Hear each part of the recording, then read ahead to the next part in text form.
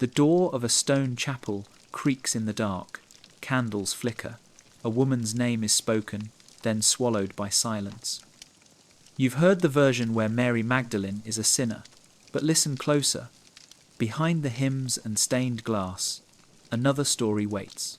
Pages were cut, voices were filtered, power chose what stayed. Tonight, we walk the quiet halls the church kept locked. We follow the trail of missing lines, lost gospels, and symbols hidden in plain sight. We listen for the voice of a woman who stood close, learned deeply, and was written down as less. She was not background, she was witness, student, and teacher. This is not a fight. It is a slow unveiling. We are not here to argue. We are here to remember, to lay aside the label and hear the person, to trace the edits, to notice how the story bends when a woman's wisdom threatens control. If her true role returns, what else changes? How we pray, how we love, how we hold the sacred in our own lives. Breathe. Set down what you were told. Let the quiet guide you. We begin in the middle, where history meets hush, not in a museum, not in a debate, in a room with soft light and an open mind. Say her name, Mary Magdalene, and notice what arrives. For many, the word sinner appears first. That image did not fall from the sky. It was shaped. It was taught. It served a system. This audiobook moves through the shadows around that system with care and calm. We will not shout.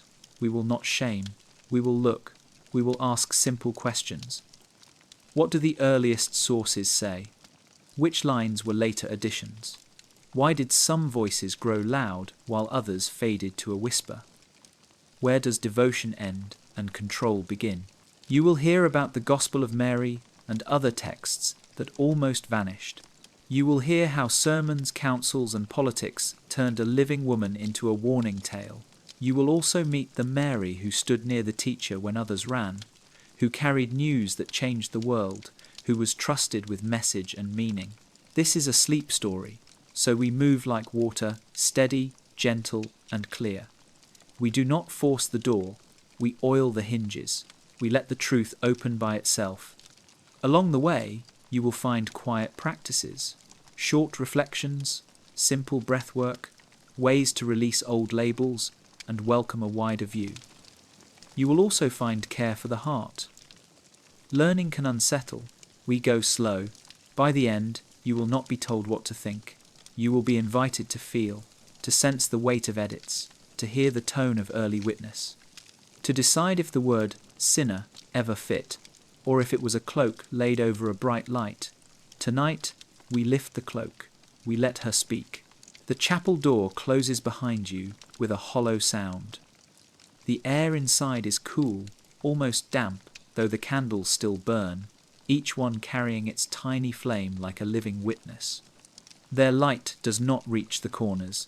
It is in the shadow that you hear it first, a name, not shouted, not celebrated, not even spoken with certainty, just whispered, Mary. And in that single breath, images crowd the mind. A woman draped in red, head bowed in shame, tears staining her cheeks. A repentant sinner, a figure on the edge of holy paintings. That is the picture taught for centuries, repeated until it became a kind of truth. Yet tonight, we pause. We let the stillness linger. We let the name rest in the air without its cloak. Who was she? Who was Mary Magdalene, truly? The answer does not rise quickly, because what you were told was shaped not by the earliest voices, but by the later ones, the voices that held the pen, the pulpit, the power. And power loves to edit. Power knows that when you change a name, you change a life. When you change a story, you change its lesson. So the woman remembered as faithful disciple, as bearer of first news, was redrawn into a sinner, a symbol of weakness, a sermon about error. But step closer, sit on the wooden bench, feel the weight of the hush around you, close your eyes and let the centuries fall away. Picture not the stained glass, not the church built later, but the dusty roads of Galilee. Picture a teacher walking, followers near him, men and women together. Among them, one woman who stays close, who asks, who listens, who does not flee when soldiers come, when others vanish, when silence feels safer. This is Mary. This is the voice that was softened to almost nothing. It matters how we meet her here. Not with anger, not with argument, with listening, with the kind of attention denied to her words for generations, for it is not just about history. It is about how the human mind accepts a label. When you are told a story, again and again, that she was broken, that she was fallen, you begin to accept it as fact, even if you never saw the evidence yourself. The story settles into the bones. It becomes part of the collective dream. The dream was curated. In the 6th century, a single sermon stitched Mary Magdalene's name with other women's stories. Women unnamed, women described as sinful, women misunderstood. A weaving of lives into one without evidence, but with effect. And that effect has lasted more than 1,000 years. How easily the human memory bends when an authority insists. Sit with that truth. Feel the weight of it. A woman whose voice carried first news of resurrection silenced by a label. A disciple called apostle to the apostles, reduced to a cautionary tale. A name changed in the dark, and with it, the way millions of minds understood the sacred feminine. Now, breathe. Let your chest rise and fall slowly. Imagine the hush of desert wind moving through olive trees. This is where Mary walked. This is where she listened, not as a sinner begging for mercy, but as a follower hearing the depth of a teaching. In some texts, she is the one who understands what others miss. In others, she is the one who stands steady when fear scatters the rest. If the word sinner is stripped away, what remains? A woman of strength. A woman of vision. A woman who could not be erased entirely, but who could be bent, reshaped, and placed into a safer corner. Safe, that is, for those who wanted power to remain in certain hands. Dangerous, for those who feared what it might mean if a woman stood as teacher beside teacher, voice beside voice. This first chapter is not an argument. It is a lantern in the dark. It lights a small circle around the name so long hidden. It asks you to hear it again, without the weight of what centuries piled onto it. Mary. Breathe the name softly. Let it rest in your chest. Let it rise like a gentle note. In that single word is a life, a story, a witness, a voice silenced by edits but never erased. Tonight, as you drift toward rest, you carry that name into the quiet. You carry the truth that silence can be lifted, that labels can be set down, and that a woman written as less can be remembered as whole. She waits in the dark, and the dark is where we begin. The night is still. The sound of your own breath is the only rhythm you notice, slow and steady, like a tide rolling across a moonlit shore. Before the sermons, before the stained glass, before the centuries of echo, there were words written in ink on papyrus, fragile, cracked, but still alive. These are the earliest voices, the ones closest in time to the woman herself. We sit with them now, as though spreading fragments across a low wooden table. The Gospel of Mark, the earliest of the four widely known, does not call her sinner. It names her among those who stayed. It tells us she was present when others were gone. At the tomb, she is the first named, carrying the silence and the mystery of absence. The Gospel of Matthew continues her story. She is there again, early, when dawn is still grey, when fear runs through every vein of the world. She carries witness. She hears words the others do not hear. She is told to go, to speak, to share. She becomes not background, but messenger. Imagine her steps in the early light feet, moving across the earth with news heavy and alive. In Luke, her name appears with a detail too easily overlooked. She had been healed of 7 demons. How do we hear that line? Not as proof of corruption, but as sign of transformation. She knew what it was to be broken. She knew what it was to be whole again. That kind of knowing runs deep, and it becomes the soil where trust can grow. And then John, the most intimate of the four, tells the story slowly. She is the one who lingers near the tomb. She weeps, she listens. She hears her name spoken by the teacher himself, Mary. That single moment stands like a mountain among hills. In it, she is recognized. In it, she is given a task. Go, tell them. Share this truth. She is called, entrusted, lifted to the role of first witness. These earliest voices do not call her prostitute. They do not tie her to sin. They do not make her less. That layer comes later. Here, she is present, healed, devoted, and chosen. Close your eyes and imagine parchment in dim light, edges worn by centuries, words faint but still breathing. Imagine the scribes who copied them, hand by hand, through long nights. They did not write fallen woman. They did not write sinner. They wrote her name. They wrote her role. Feel what shifts in your chest as you rest with this truth. What does it mean to hear that the first image of her was not one of shame but of presence? What does it mean to know that she was remembered, earliest of all, as witness? The church later added weight, but the first voices were lighter, clearer. They placed her near, not far. They named her faithful, not fallen. They showed her carrying the news that shaped the heart of faith. And so, tonight, as you let your thoughts soften, hold this truth. The first words were closer to the bone of what was real.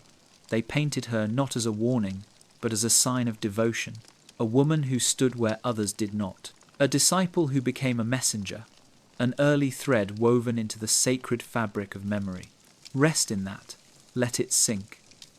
For when you know what the earliest voices truly say, the later edits cannot carry the same weight. The path turns now. You have heard the earliest voices. You have felt the weight of their clarity. But time moves. Centuries pass. A shift begins, not with Mary herself, but with how men in power decide to speak her name. This is where the story bends. This is where disciple becomes sinner. It happens slowly, like mist creeping through an open field until the horizon disappears.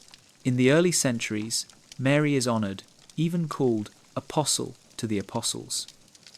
But in the 6th century, one man's sermon begins the turning. Pope Gregory the Great stands before a listening crowd and stitches 3 women into one. First, the unnamed woman in Luke who anoints Jesus' feet. Then, Mary of Bethany, sister of Martha and Lazarus. Finally, Mary Magdalene. He ties them together, even though the texts do not. With a few strokes of voice, he crafts a composite figure, a woman defined by sin, redeemed by forgiveness, remembered for repentance. And once a pope speaks, the echo carries. The label attaches itself like ink spilled across clean linen. Slowly, her image is reshaped. Not the devoted disciple, not the first messenger, but the fallen woman, saved at last. Why? Why bend her into that form? Sit with the question. Consider the power of stories. Consider the weight of symbols. In a world where authority is held tightly, a woman standing close to the centre is dangerous. A woman who hears, who speaks, who teaches, unsettles the order. But a woman recast as repentant sinner, that is safe, that is useful. That preaches well in a world built on male voices. So the mistake or choice lingers. Art follows suit. Paintings show her half-clothed, kneeling, tears on her face. The sinner becomes the template, and memory bends. Generations learn to see her that way. A mistake becomes tradition. Tradition becomes assumption. Assumption becomes truth. Now, breathe slowly. Imagine a scroll being slowly edited, ink scratched, names shifted. Imagine the quiet power of omission, of conflation, of relabeling. It does not take fire or sword to erase a woman's role. Just a sermon, just repetition, just time. And yet she does not vanish. Even under the weight of sin, her presence endures. People still whisper her devotion. Monks still honour her as apostle. Mystics still dream of her wisdom. She survives, not erased. only disguised. As you rest tonight, let your heart notice the pattern. How many times has truth been reshaped by those in power? How many voices have been softened into silence by the simple act of retelling? Mary Magdalene's shift from disciple to sinner is not just history, it is a mirror. It shows how easily stories can be bent, how quickly memory can be guided into a new path. But you know the earlier voices. You know what came before, and knowing changes everything. Knowing lifts the cloak. Knowing lets her stand again as she was disciple, witness, messenger, more. Feel your body ease into the mattress. Feel your breath deepen. As you drift, let her true name rest with you. Not sinner, not fallen, but faithful. First. Strong, her story, misshaped, can be reshaped again. And you, in remembering, take part in that healing. The parchment lies open, fragile as dried petals. The ink is faded, but the voice within still whispers. It is not one of the 4 Gospels you were told were complete. It is something else, something buried in the sands of Egypt until the last century. The Gospel of Mary, a text left out, a voice almost lost, a voice attributed to the one who walked beside him, listened with her own heart, and carried her own vision. Close your eyes and imagine the desert. Heat during the day, coolness at night, silence so vast it swallows even thought. In that silence, manuscripts lay hidden for centuries, pressed between earth and time. When unearthed, they carried with them something startling. A picture of Mary Magdalene, not as fallen, but as teacher, as visionary, as one who spoke truths the others could not grasp. The fragments we have tell of a meeting, disciples gathered, grief thick in the air after the death of their teacher. They feel lost, scattered, broken. And then Mary speaks. She shares visions she has seen, words she has heard. She reminds them of his presence that never leaves. Some doubt her, some argue, but the text shows her calm, steady, unshaken. She knows what she knows. She has seen what she has seen. What does it mean that such a gospel existed? What does it mean that her words were copied, treasured, shared, and then left to vanish into silence? It means the memory of her as leader was once alive, strong enough to be written, powerful enough to be preserved. It means the reshaping of her into something lesser was not the only story. There was another, carried in hidden hands. Feel your breath deepen as you sit with this. Imagine her voice, calm and clear, speaking across centuries. She tells of inner knowledge, of wisdom that cannot be bound by walls or councils. She tells of vision that flows from the heart, not from the sword. In her gospel, she carries not shame but authority. Why was this gospel lost? Why was it not included in the collection we know as canon? There are many answers, but most point to control. A woman speaking with authority, a woman carrying vision, unsettled the order, easier to hide the text, to let it vanish into time. Easier to tell a simpler story, one of sin, one of repentance, than to admit her voice stood strong among the earliest teachers. Tonight, as you rest, let that voice rise again. You do not need the whole gospel, you only need the sense of it. A woman unshaken, a disciple who reminds others of their courage, a witness who carries vision into the dark. Picture yourself among that small circle of followers, their heads bowed in despair, then hear her voice, steady and sure, lifting them, reminding them, guiding them back to what was true. That is who she was. That is what her gospel shows. Rest with that truth. Rest with the knowing that not all voices were erased. Some survived, waiting in silence until we were ready to listen again. And tonight, you listen. Tonight, her voice returns. The question drifts like incense smoke, curling through the centuries. Who gets to speak? Who decides whose words last? Whose memories survive? Whose voices echo in cathedrals while others fade into dust? The answer is not chance. It is choice. It is power. It is the shaping hand of councils, scribes, and preachers. In the earliest days, voices rose like many rivers feeding one sea. There were writings from different followers, stories passed from mouth to mouth, then written down in fragile ink. Some told of visions, others of sayings, others of deep conversations between teacher and disciple.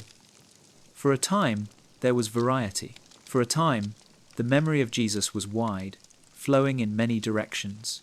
But then came the narrowing. Leaders gathered, councils debated. Some texts were declared holy, others heresy. Some voices were lifted, others silenced. And who decided? Men. Men with power, men with influence, men with fear of losing control. Among those voices pushed aside were women's, Mary Magdalene's among them. Hers was not the only one, but hers was one of the most striking. For in her words, devotion and authority were woven together.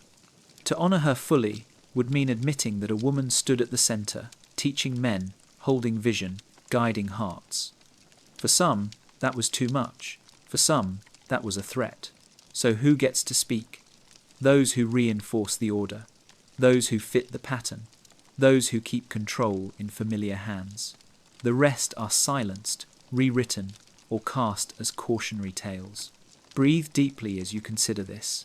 Imagine yourself in one of those early gatherings. Scrolls on the table, voices raised, some saying this gospel is true, others saying no, it is dangerous. Imagine the sound of pages torn, burned, hidden. Imagine the weight of decisions made not by truth, but by fear. And yet voices do not vanish so easily. Even when texts are buried, fragments survive. Even when sermons bend a story, whispers remain. Even when names are rewritten, the soul of the person cannot be erased. Mary's presence lingers, rising again when time is ready. Tonight, as you sink into rest, carry this truth. Silence does not mean absence. Erasure does not mean loss. Voices buried can still rise. Truths hidden can still breathe. Who gets to speak? The ones chosen by power. But who gets remembered? That is up to those who choose to listen. And tonight, you listen. The scene is stark. A hill outside the city. Sky darkened though the sun still burns. The sound of nails, of cries, of silence that feels endless. Most have fled. Fear runs like water through the crowd, yet some remain, women, standing still, watching, refusing to run, though their hearts pound with grief. Among them, Mary Magdalene. Picture it. Dust rising under her feet, the air heavy with dread, soldiers moving, people whispering, some mocking, others weeping. Yet she stays, her eyes fixed, her body rooted. Presence becomes her courage. When others leave, she does not. At the cross, she is witness. She does not turn away. She carries the weight of sorrow without fleeing. That presence is its own testimony. To remain when others run is a mark of devotion, not easily erased. Then, the tomb. Early, while darkness still lies across the earth, she comes again. She carries oil, carrying care, carrying hope. She expects to find death, but instead she finds absence. The stone moved, the space empty. Fear and confusion flood her, yet she lingers. She does not flee. She remains, even in the face of the unknown. And then her name, spoken by the teacher himself. A simple word, Mary. That is the moment. Recognition, connection. A woman called by name, entrusted with news no one else has yet heard. Go and tell them. She becomes messenger, the first, the bearer of the heart of the faith. What does this mean? It means her story is not marginal, it is central. It means that when the faith was still fragile, when the future was unclear, it was a woman's witness that carried it forward. Breathe with that truth. Feel the power of presence at the cross, at the tomb.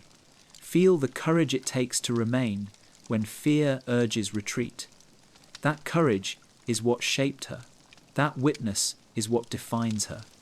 Not sin, not shame, but devotion and strength. As you drift tonight, let that image guide you. A woman standing firm in the shadow of the cross. a woman lingering in the dawn at an empty tomb, a woman called by name, carrying words that would change the world. At the cross, at the tomb, Mary Magdalene was not silent. She was present. She was chosen. She was first. The night grows quiet, and the air feels heavy with listening. Imagine yourself among the earliest circle of disciples. Not a crowd now, not the noise of thousands pressing in, but a small group seated close. A lamp burns low. The air carries the faint scent of oil and dust. Here, words are not shouted. They are spoken softly, shaped for those who will hold them in their hearts. In that circle, Mary Magdalene sits, not apart, not hidden. She is near, her body leaning forward, her eyes fixed on the one who speaks. In certain texts, once preserved, though often forgotten, she is remembered as the one who asks questions. While others hesitate, she leans into the silence with courage. She does not fear appearing foolish. She does not shrink from seeking more. The Gospel of Mary tells of moments when she receives visions, wisdom shared directly with her. The Gospel of Philip describes her as one loved above the others, a companion who understood things in ways no one else did. These are not small roles. They are signs of intimacy, of depth, of learning that goes beyond surface words. Now, pause. Feel your breath slow. Imagine what it means to be a student in such a place. Not a classroom, not a lecture, but a relationship built on listening, questioning, absorbing. And imagine what it means for that student to be a woman. In a culture where women were often silenced, overlooked, or dismissed, here is a figure who speaks, who learns, who is trusted with teaching. Her role as student is inseparable from her role as teacher. To learn so deeply is to be able to share with others. In the fragments of her gospel, she comforts the disciples, reminding them of what they had been told, lifting their courage when despair weighs heavy. She is both receiver and giver, one who listens closely and one who passes wisdom on. Ask yourself now, what does this reveal about her? What does it say about the one who chose her, who trusted her with vision? It tells us she was more than background, more than witness. She was active in the circle of learning. She was considered worthy to receive, and in receiving, she became one who gives. The later church feared this picture, for if Mary is shown as teacher and student, then authority is no longer only male. Then wisdom is not locked to a pulpit or a title. Then the balance shifts, and balance can feel like threat to those who hold tight to control. Yet, no matter how many sermons were preached against her, the image remains. A woman close, a woman listening, a woman asking, a disciple who did not only watch but learned, who did not only follow but understood. Let your mind rest with that picture. Imagine her beside him, their voices low in the night, her questions rising like lanterns, his answers meeting her in the dark. Imagine her carrying those words into her heart, then into her speech, then into the ears of those who doubted. That is Mary the student, that is Mary the teacher. And as you drift deeper into rest, know this: learning and teaching flow together like tide and moon. She embodied both. She carried both. And the truth of that cannot be erased, no matter how often her name was bent into something smaller. A hush falls as we step into the halls of power, not the simple rooms of fishermen or villages now, but the stone chambers where decisions are made. The question is not who Mary was. The question is what her memory meant to those who wanted control. Fear moves quietly. It does not always shout. Sometimes it hides in the shape of rules, in the way stories are told, in the choices of which voices survive. The fear here is ancient, the fear of the feminine. The fear of what happens when a woman stands equal, when her voice carries weight, when her wisdom is undeniable.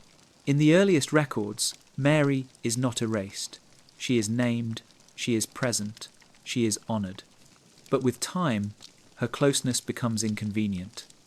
If a woman stood beside the teacher, if she received visions, if she guided others, then what does that mean for the order built on male authority? It unsettles. It threatens. It asks questions the system cannot answer without shifting the ground beneath it. So the fear takes shape. It recasts her as sinner. It binds her to repentance. It cloaks her voice in shame, for shame is easier to carry than authority. A fallen woman can be forgiven, but she cannot be equal. A sinner can be pitied, but she cannot teach. Feel the weight of that silence. Think of how many voices through history have been bent in the same way. Women who carried wisdom, softened into shadows. Women who led, redescribed as followers. Women who spoke, their words attributed to others. It is a pattern as old as stone. Yet the fear reveals something else. It reveals that her presence was powerful enough to unsettle.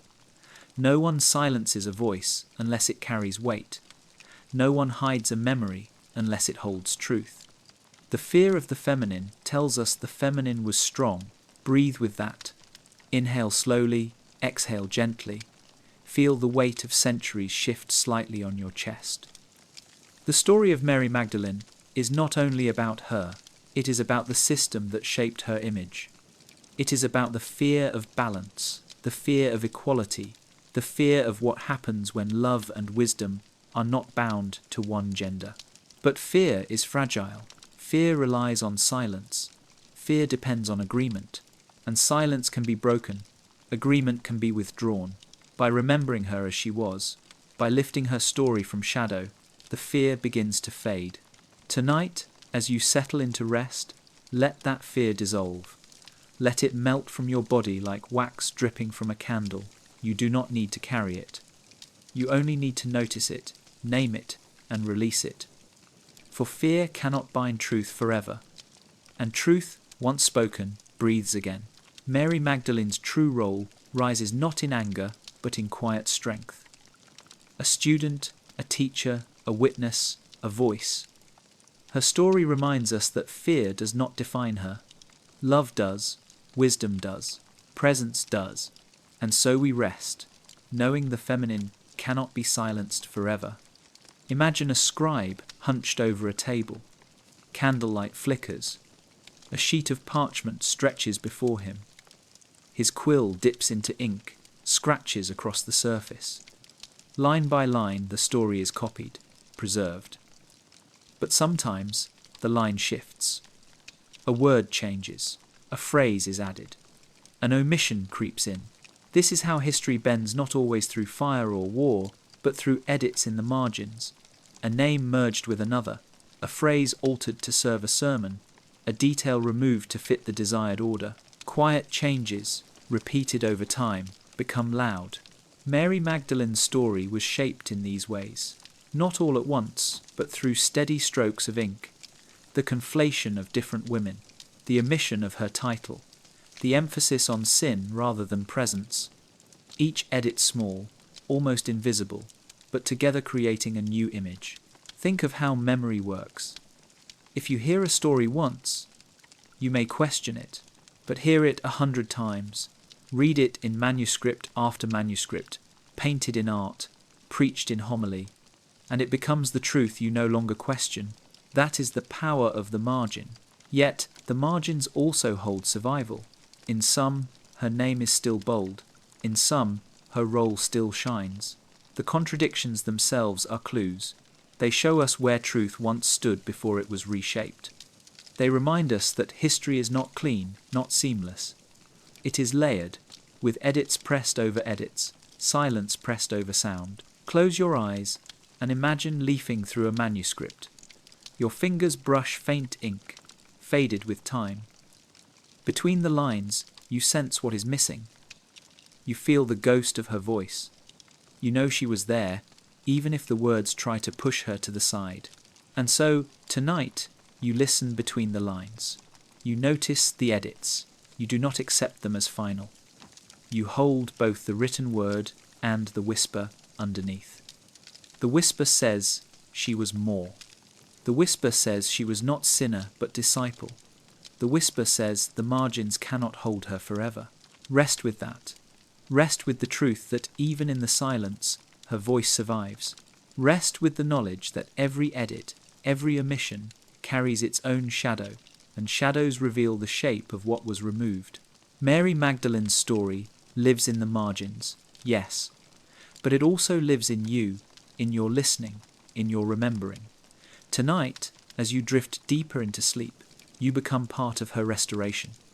You lift the words back into light. You let her stand again, full and whole. Candles burn low in an old stone chapel. The flames flicker across painted walls, across robes and jars, across faces you recognize and others you do not. In the glow of centuries, images have been altered, retold, repainted, yet some symbols remain. They survive the edits. They carry whispers of truth through colour, shape, and gesture. Mary Magdalene's story, bent by sermons and silence, still breathes in these images. A woman in red robes, her hair long, her hands holding a jar of oil. For generations, she has been shown this way, sometimes with eyes downcast in sorrow, sometimes lifted in devotion. The red becomes a mark of passion, of fire, of love that endures. The jar recalls her as the one who anointed, who touched with tenderness, who carried oil for burial, yet found life instead. These symbols are not accidents, they are memory encoded in art. Even as words shifted her role, the images carried deeper truths. They remind us she was one who acted, not only one who wept.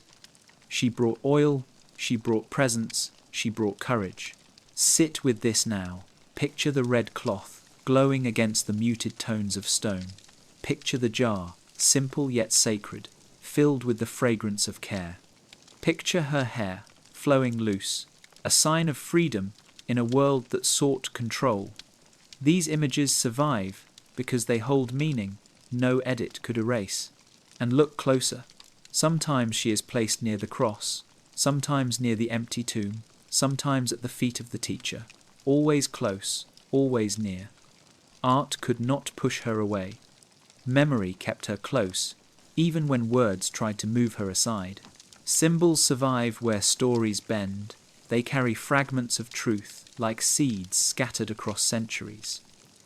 Tonight, as you breathe slowly, imagine those symbols glowing around you. A red robe draped across your shoulders. A jar of fragrant oil in your hand. A light in your heart that does not dim. Mary's story lives in these signs. Quiet, steady, waiting for you to notice. And now you do. The scent of oil drifts through the air, warm, rich, and heavy. It is the scent of care, the scent of preparation, the scent of devotion. In the Gospels, there are stories of women who anoint, who break jars, who pour fragrance on feet and hair. Over time, these stories merged, their names blurred, and Mary Magdalene's identity became tied to them. Yet beneath the merging, a truth shines. Anointing is sacred. It is not an act of shame, it is an act of power. Oil marks kings, oil marks prophets, oil marks the beloved. To anoint is to recognize, to bless, to set apart. When Mary Magdalene is remembered with oil, even in confusion, it carries this weight. She is shown as one who sees what others miss, one who honors what others overlook, one who acts with love when others hold back. And then the names carry presence. In John's Gospel, the teacher speaks her name at the tomb, Mary. One word, yet it holds the whole world. In that instant, sorrow shifts to recognition, grief to hope. The name becomes revelation.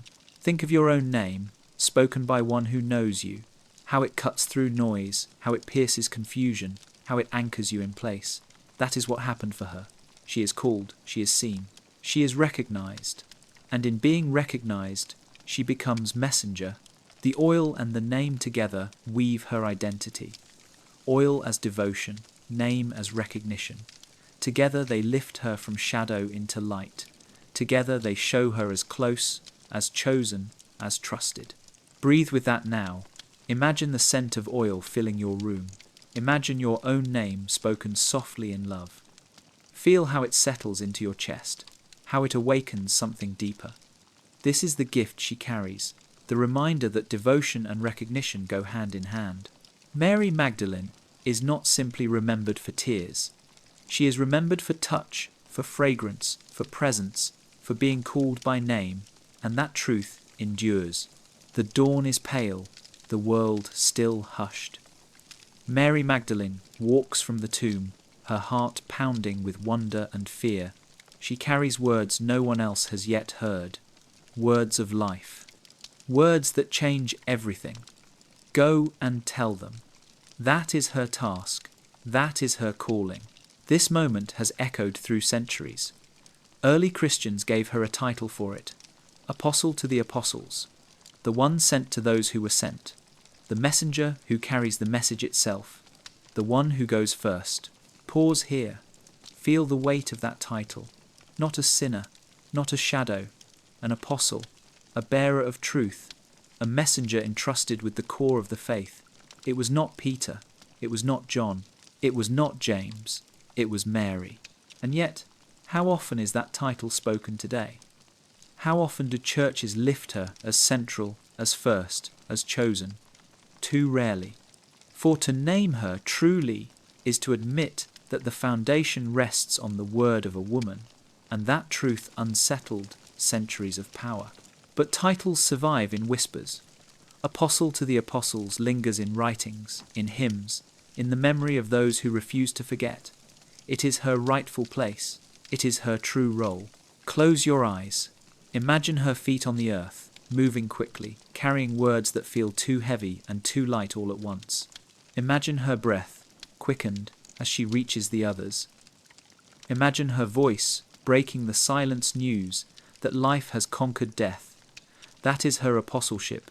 That is her gift. She is not background. She is foundation. She is not follower only. She is leader, chosen, sent. And tonight, as you rest, carry that truth within you. Feel yourself as messenger too. Feel your voice as worthy of carrying light into darkness. Mary Magdalene shows you the way. Her apostleship lives still, not bound by time, not erased by edits, but shining through centuries of silence. Apostle to the Apostles. Let those words echo in your heart as you drift into sleep. The air is heavy with incense and authority.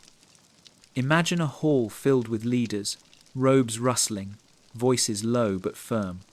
Decisions are being made, not about fields or families, but about souls, about how stories will be told.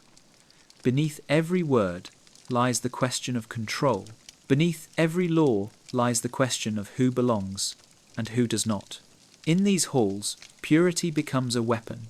Not the purity of the heart, not the clear flow of water or the open sky, but purity as boundary, purity as exclusion, purity as the tool of power. And it is here that Mary Magdalene's image is reshaped once again. She is remembered as close to the teacher, as trusted, as chosen. But for leaders who seek to draw strict lines between what is holy and what is not, her presence is unsettling. She does not fit the mold. A woman at the center is dangerous, and so purity laws and sermons are bent to make her less. To call her sinner is to put her on the outside. To paint her as impure is to silence her authority. Pause here. Let your breath deepen. Feel how this pattern echoes even now. How often voices are silenced by labels. How often people are pushed aside by being called unclean, unworthy, unacceptable. The politics of purity is not ancient only. It still breathes. But truth does not bow easily. Mary's devotion shines through every attempt to diminish her. She is still at the cross. She is still at the tomb. She is still called by name. Purity politics may try to erase her, but memory refuses. Tonight, as you rest, release the weight of those false lines. Imagine yourself standing at the edge of a boundary drawn by others. Step over it. Step into the truth that devotion, presence, and courage are what matter, not labels of purity or shame. Mary's story reminds you of this. She was called sinner, yet she was apostle. She was named impure, yet she was chosen. The politics of purity fail in the face of truth. And the truth is, that her voice still carries. The silence is thick, not the peaceful silence of night, but the silence of erasure. Imagine a story told again and again, but each time with one detail missing.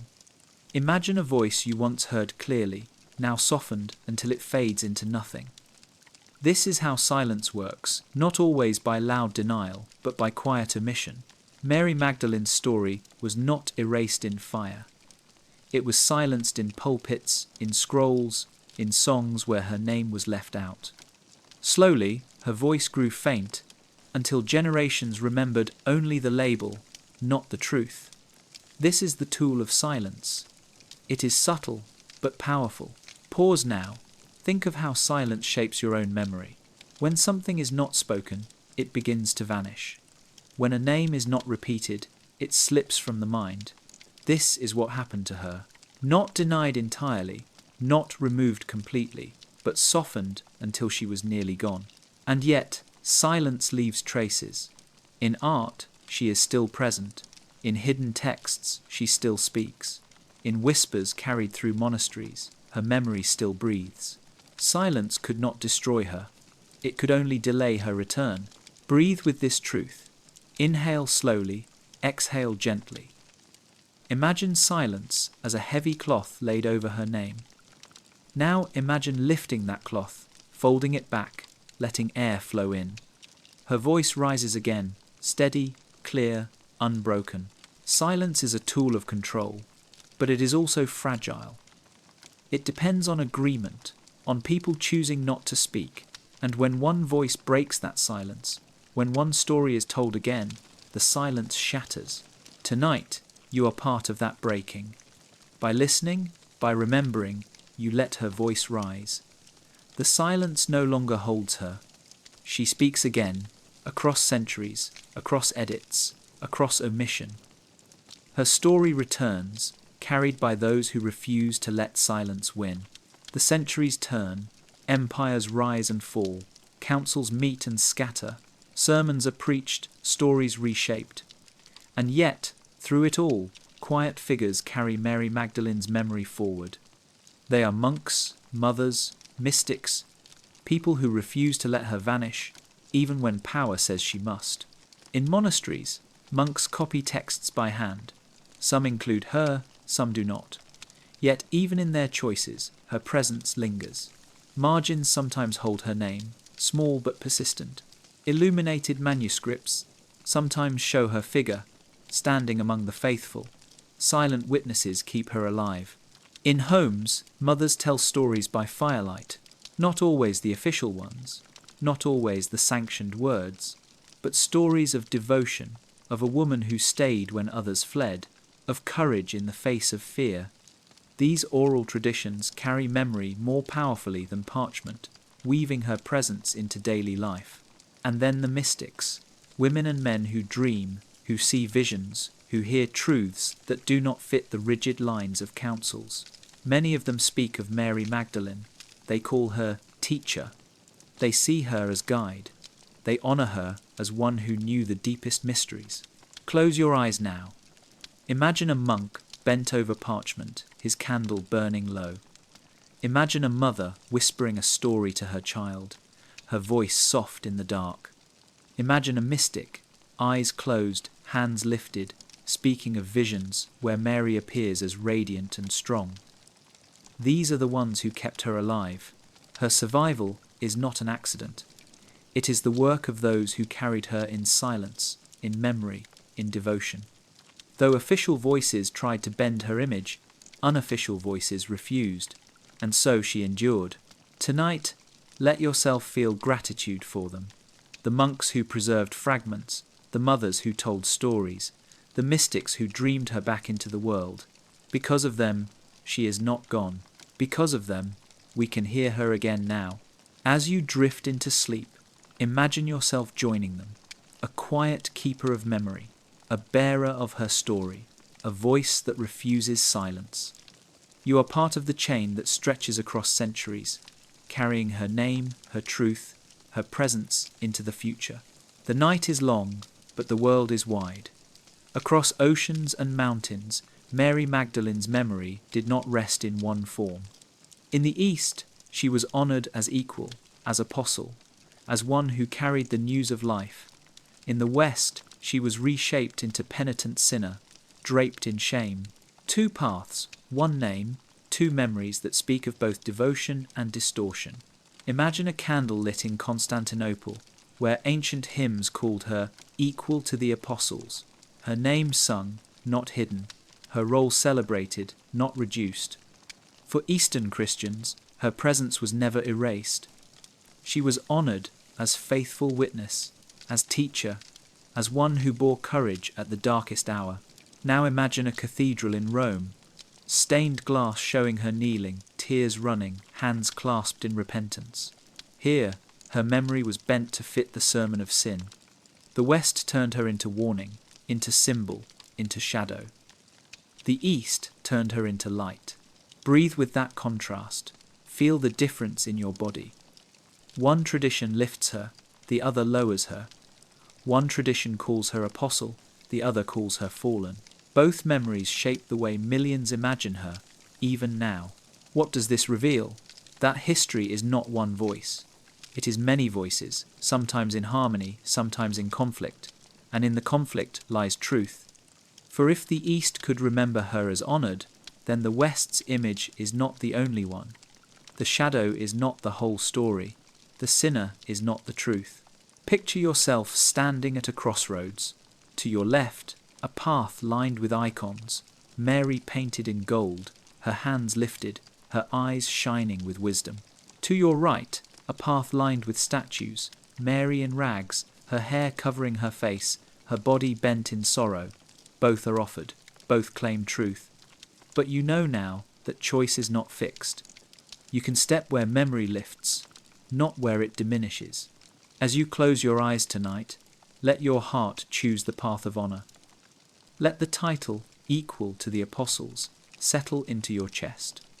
Let the Eastern memory breathe through you, reminding you that her story was never only one thing. It was split, shaped, contested. And now, in remembering, you choose which version to carry. Mary Magdalene stands at both paths, but only one reflects her true role, and tonight you walk with her in light. A chapel, dimly lit, its walls alive with colour, frescoes stretching high, panels carved in wood, canvases painted with careful hands. Art speaks where words fail. Art remembers where sermons silence. And on these walls, Mary Magdalene still appears. Look closely. In many works, she is draped in red. Red for fire, red for love, red for life that cannot be dimmed. The colour carries memory, even when meaning shifts. In some paintings, she kneels in penitence, yet the red still burns. In others, she stands with the apostles, her presence unmistakable. Notice the jar she often carries. A small vessel, simple yet sacred. It ties her to the anointing, to acts of devotion. Even when words confuse her with others, the jar remains her symbol. Oil for blessing, oil for burial, oil for recognition. The jar speaks when history falters. And then her hair, loose, flowing, free. Artists show it spilling across her shoulders, a sign of presence not bound by custom. In a world where women's hair was meant to be hidden, her hair is uncovered, shining, bold. Even in sorrow, it glows as freedom. Step slowly along the walls. Notice how artists could not erase her closeness. She appears at the foot of the cross. She appears at the empty tomb. She appears holding the gaze of the teacher. Even when her story was bent into repentance, the images betrayed truth. She was there, always there. Art is memory in colour and line. It holds what sermons tried to suppress. It reminds us that Mary was not forgotten. She was painted, carved, drawn, sung, even distorted, she endured. Tonight, let yourself imagine walking through a gallery of centuries. Each canvas a whisper, each fresco a witness. You pause before each, breathing slowly, noticing the details. Red robes, oil jar, loose hair, presence at the tomb. All of it speaks. all of it carries her forward. As you rest, let art paint her into your own memory. Let the symbols settle into your heart. For though words failed her, the walls remember, and now, so do you. The world grows quiet, and the night deepens. Beyond the noise of councils and the weight of sermons, Mary Magdalene is remembered as one who saw, not only with her eyes, but with her heart. Not only the tomb, but the vision. Not only the teacher before her, but the truth within her.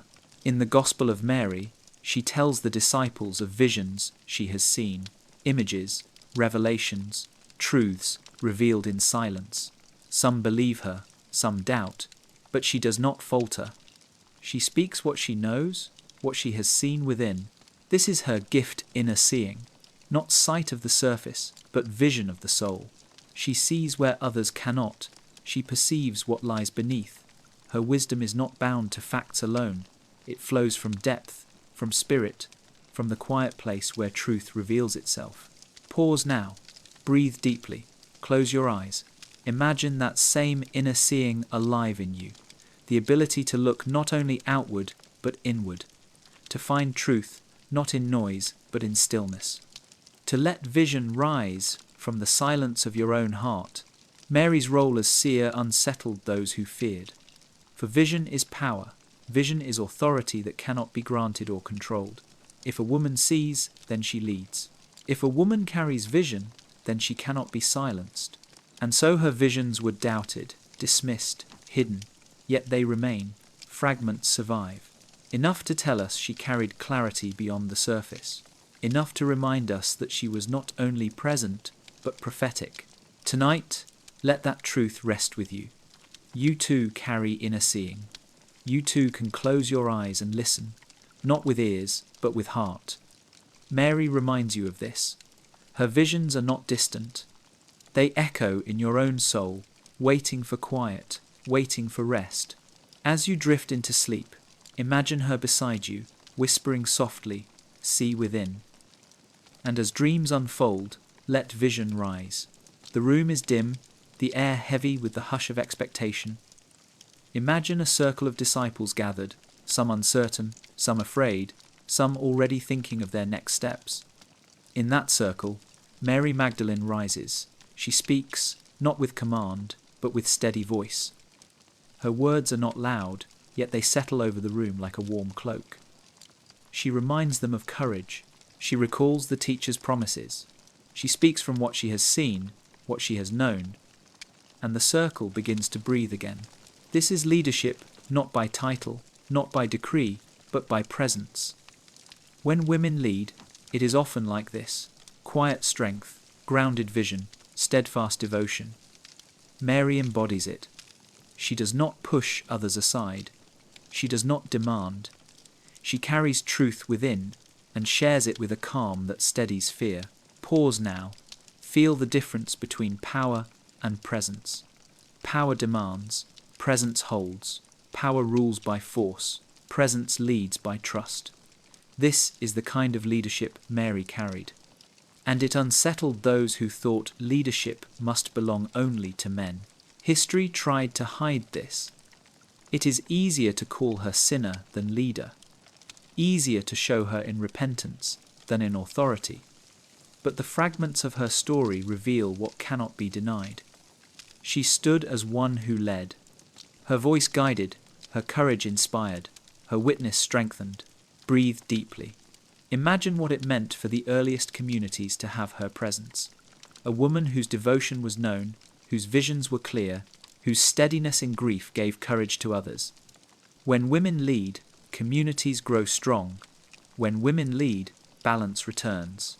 The silencing of Mary Magdalene is not only about her. It is about fear of what happens when women lead. But her story breaks through that fear. She shows us it was already true, already happening, already shaping the earliest days of the faith. As you drift into rest tonight, hold this truth close. Leadership is not confined by gender.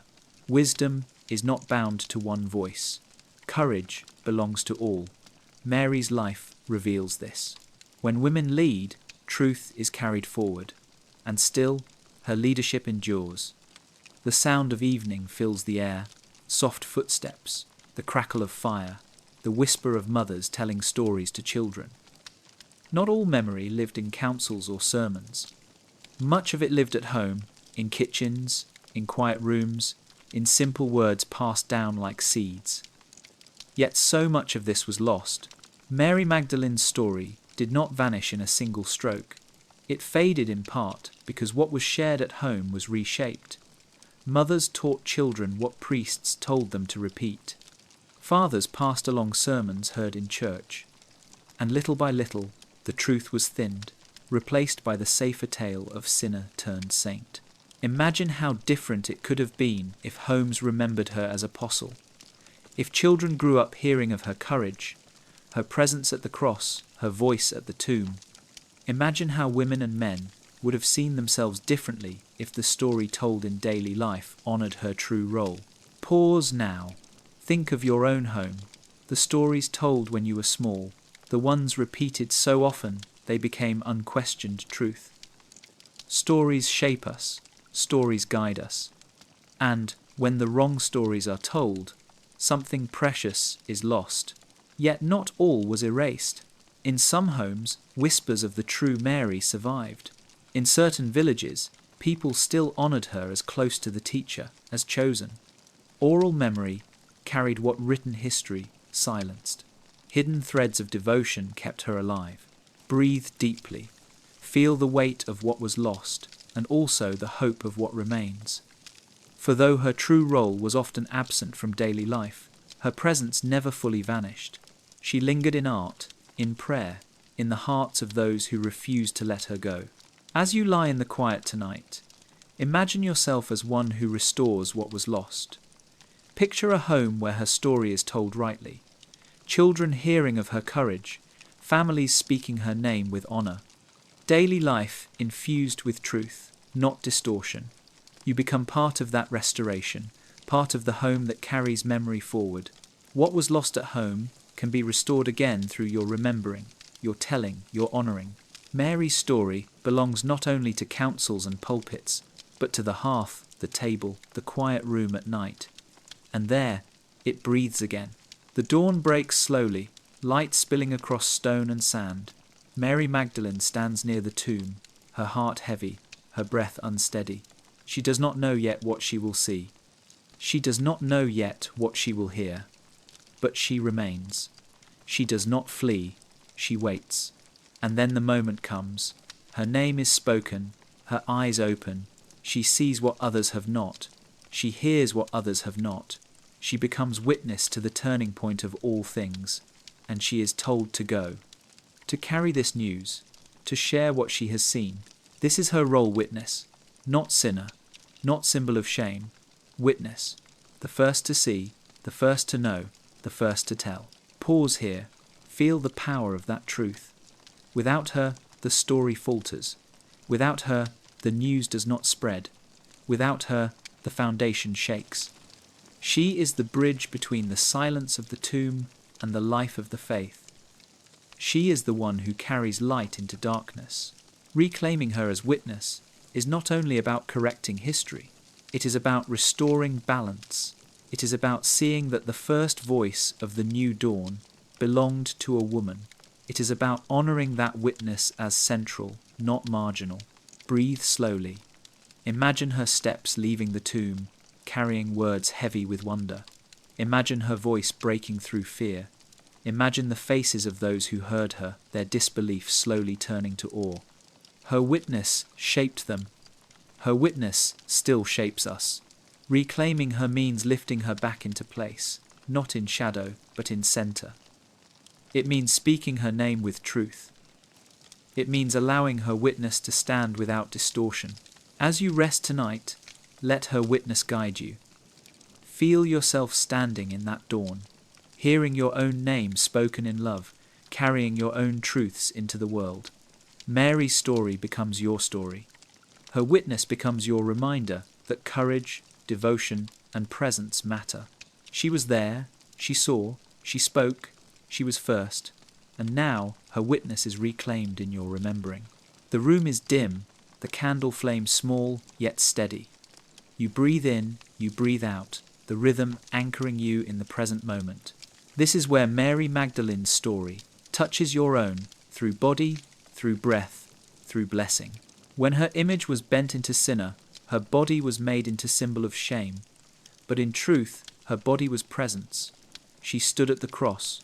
She walked to the tomb. She carried oil in her hands. Her body was devotion, not disgrace. Every step, every gesture, every breath became an act of faith. Close your eyes. Imagine your own body not as burden, not as error, but as vessel of presence. Your breath rising and falling just as hers did as she lingered near the teacher. Each inhale a way of receiving, each exhale a way of releasing. This is the sacred rhythm, as natural as tide, as eternal as wind moving across water. And then blessing.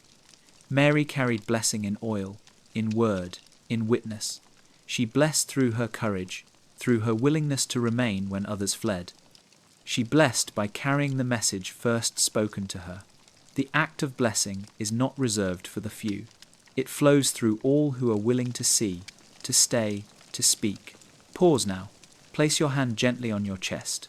Feel your breath beneath your palm. Whisper to yourself, this body is presence, this breath is life, this heart is blessing. Let the words settle into you, like water soaking into earth. Mary's story calls you to reclaim what was taken, to see body not as shame, but as gift, to see breath not as unnoticed, but as sacred rhythm, to see blessing not as distant, but as what you already carry. Tonight, as you rest, let body, breath, and blessing weave together within you. Feel them unite as one. For this was Mary's truth too. She lived not as shadow, but as presence. Not as fallen, but as vessel of light. And so do you. The world is filled with noise sermons, layered on sermons, voices repeating labels, centuries of repetition that blur into confusion. To hear Mary Magdalene's true role, you must step beyond the noise. You must listen differently. Imagine yourself in a quiet desert. The sand stretches far, the sky wide and empty. No bells, no chants, no voices calling her sinner. Only stillness, only silence. It is here that truth begins to rise. Mary's own witness was born from such listening. She saw visions, not in crowds, but in the quiet. She heard her name in the stillness of the tomb. She carried words, not shouted, but whispered. Her authority came not from volume, but from depth. Pause now, breathe gently. Let the noise of your own mind soften. Thoughts come, but let them pass like clouds across the sky. Beneath them, deeper than them, lies the quiet place. Here is where you hear. Here is where you see. Here is where Mary's story speaks most clearly. To reclaim her is not only to correct history. It is to shift how you listen. It is to let go of the loud distortions, the centuries of noise, and hear the whisper underneath. That whisper says, she was more. That whisper says, she was trusted. That whisper says, she was first. Noise will always exist. Councils, sermons, politics, they create noise. But truth does not need noise to endure. Truth only needs one who listens, one who waits, one who hears the quiet voice beneath. As you rest tonight, let yourself become that listener. Imagine the tomb silent, your breath steady, your ears tuned to the soft sound of your own name spoken in love. That is what she heard. That is what she carried. And in that moment, the world changed. Noise fades. Truth remains. And Mary's truth is here for you to hear, if only you listen without noise. The candlelight flickers, shadows bending on the wall. In the hush, you feel both longing and caution. For to speak of Mary Magdalene is to touch layers of history, fragments, edits, silences, distortions. To honor her truly, you must be careful with claims. There are gospels that bear her name, though incomplete. There are lines that show her as leader, though contested. There are traditions that lift her high, others that pull her low. The fragments do not give us every detail. They give us glimpses, not certainties. And yet, the glimpses are enough. Pause now. Imagine a mosaic, broken pieces scattered, some stones bright, others missing, some edges sharp. You do not see the whole picture, but you see enough to know what it was. You see colours, patterns, shapes that reveal the design. That is how her story comes to us partial, yet powerful. To be careful with claims is not to weaken her, it is to honour her. It is to let her be who she was, not who we wish to invent. The danger of distortion is not only in silencing, but also in overreaching. Both hide the truth, both bend her voice into something it is not. So you walk gently, you let the fragments speak, you do not force them to say more than they can. You let them shine for what they reveal, her presence, her courage, her role as witness, her visions, her leadership. This is enough, more than enough. Breathe slowly, feel the balance of longing and patience. You want to know all, yet you rest in what is given.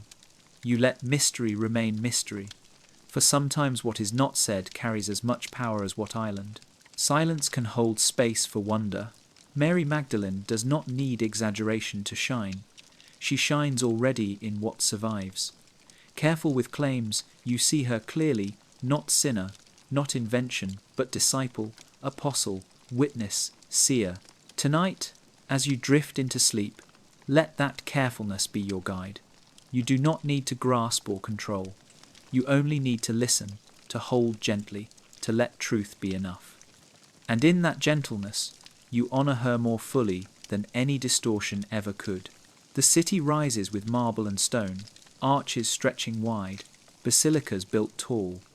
Rome is not only walls and streets, it is a voice, echoing across centuries, shaping what millions believe.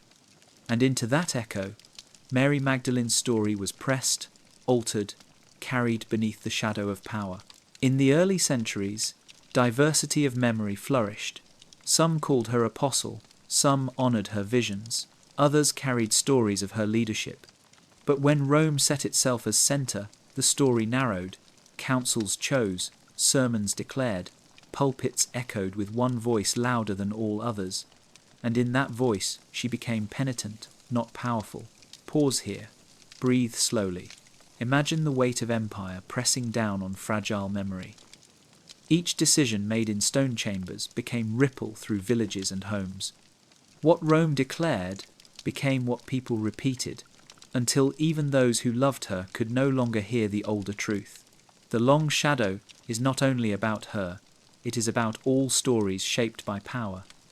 Rome's decisions carved deep into the riverbed of belief, directing flow for centuries. And Mary's image floated in that current, reshaped until it seemed natural, inevitable. But shadows are not the same as truth. A shadow only shows outline, not fullness. Rome's telling of Mary was partial, bent by fear of what her authority meant. The shadow does not erase the woman who stood at the tomb, who carried the message, who was honoured in the East as apostle. Breathe again, inhale slowly, exhale gently. Imagine standing beneath a tall column, its shadow stretching across the ground. At first, you see only darkness, but then you step aside and sunlight touches you again. The shadow is long, but not endless. The truth waits in light. Mary Magdalene lives beyond the shadow. Her story breathes in the fragments, in the whispers, in the art, in the memory that refused to die. The empire could shape, but it could not erase. And now, centuries later, the shadow fades, the light returns. The night is quiet, the stars stretching across a wide sky. Beneath them, humanity has always sought balance, the union of strength and tenderness, of wisdom and compassion, of courage and care. Faith is not whole without the feminine, yet for centuries that face was hidden. Mary Magdalene carried it. She stood as disciple, not servant, as apostle, not shadow, as seer, not sinner. In her, The feminine face of faith shines clear. She is not replacement for others, but balance. She reveals that truth does not belong to one voice alone.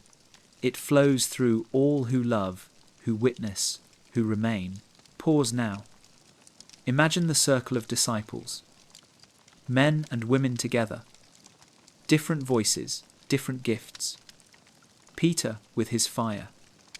John with his tenderness. Mary with her depth of vision. The circle is not whole without her. The story is not full without her. Faith tilts when the feminine is silenced. The fear of her role was not fear of her alone. It was fear of balance, fear of equality, fear of the feminine woven into the heart of the sacred. Easier to keep faith with one face only, easier to silence the other. But truth waits for balance. Feel your breath soften. Inhale slowly, exhale gently. Let yourself imagine faith not bound to one gender, but alive in both. Mary Magdalene shows us this. Her witness reveals that the sacred is not complete without the feminine. She embodies courage in grief, clarity in vision, devotion in presence. She carries what balances the whole. Tonight, as you rest, let the feminine face of faith rise within you. Whether you are woman or man, you carry both. You are strong and tender. You are devoted and wise. Mary reminds you that wholeness is balance, that truth is shared, that faith is fuller when every voice is heard. Her face shines still, the feminine face of faith, hidden once but never lost. The loom stands tall, threads stretched tight, colours shining in faint light. Each story, each memory, each symbol is a thread woven into the tapestry of faith. Mary Magdalene's thread runs bright, though for centuries it was hidden beneath darker strands.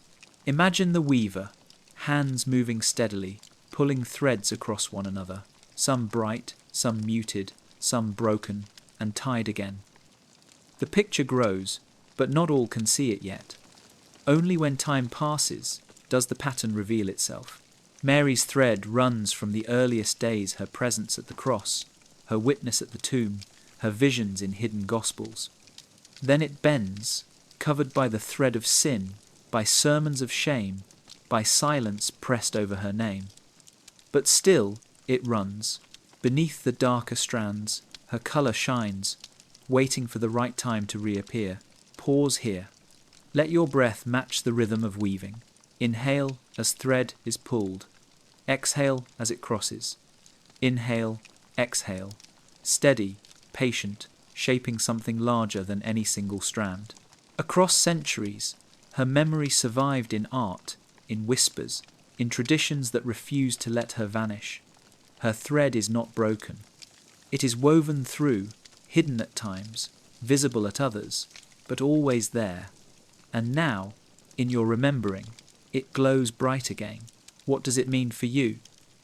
It means your own story is also a thread, sometimes hidden, sometimes shining, always part of the greater whole.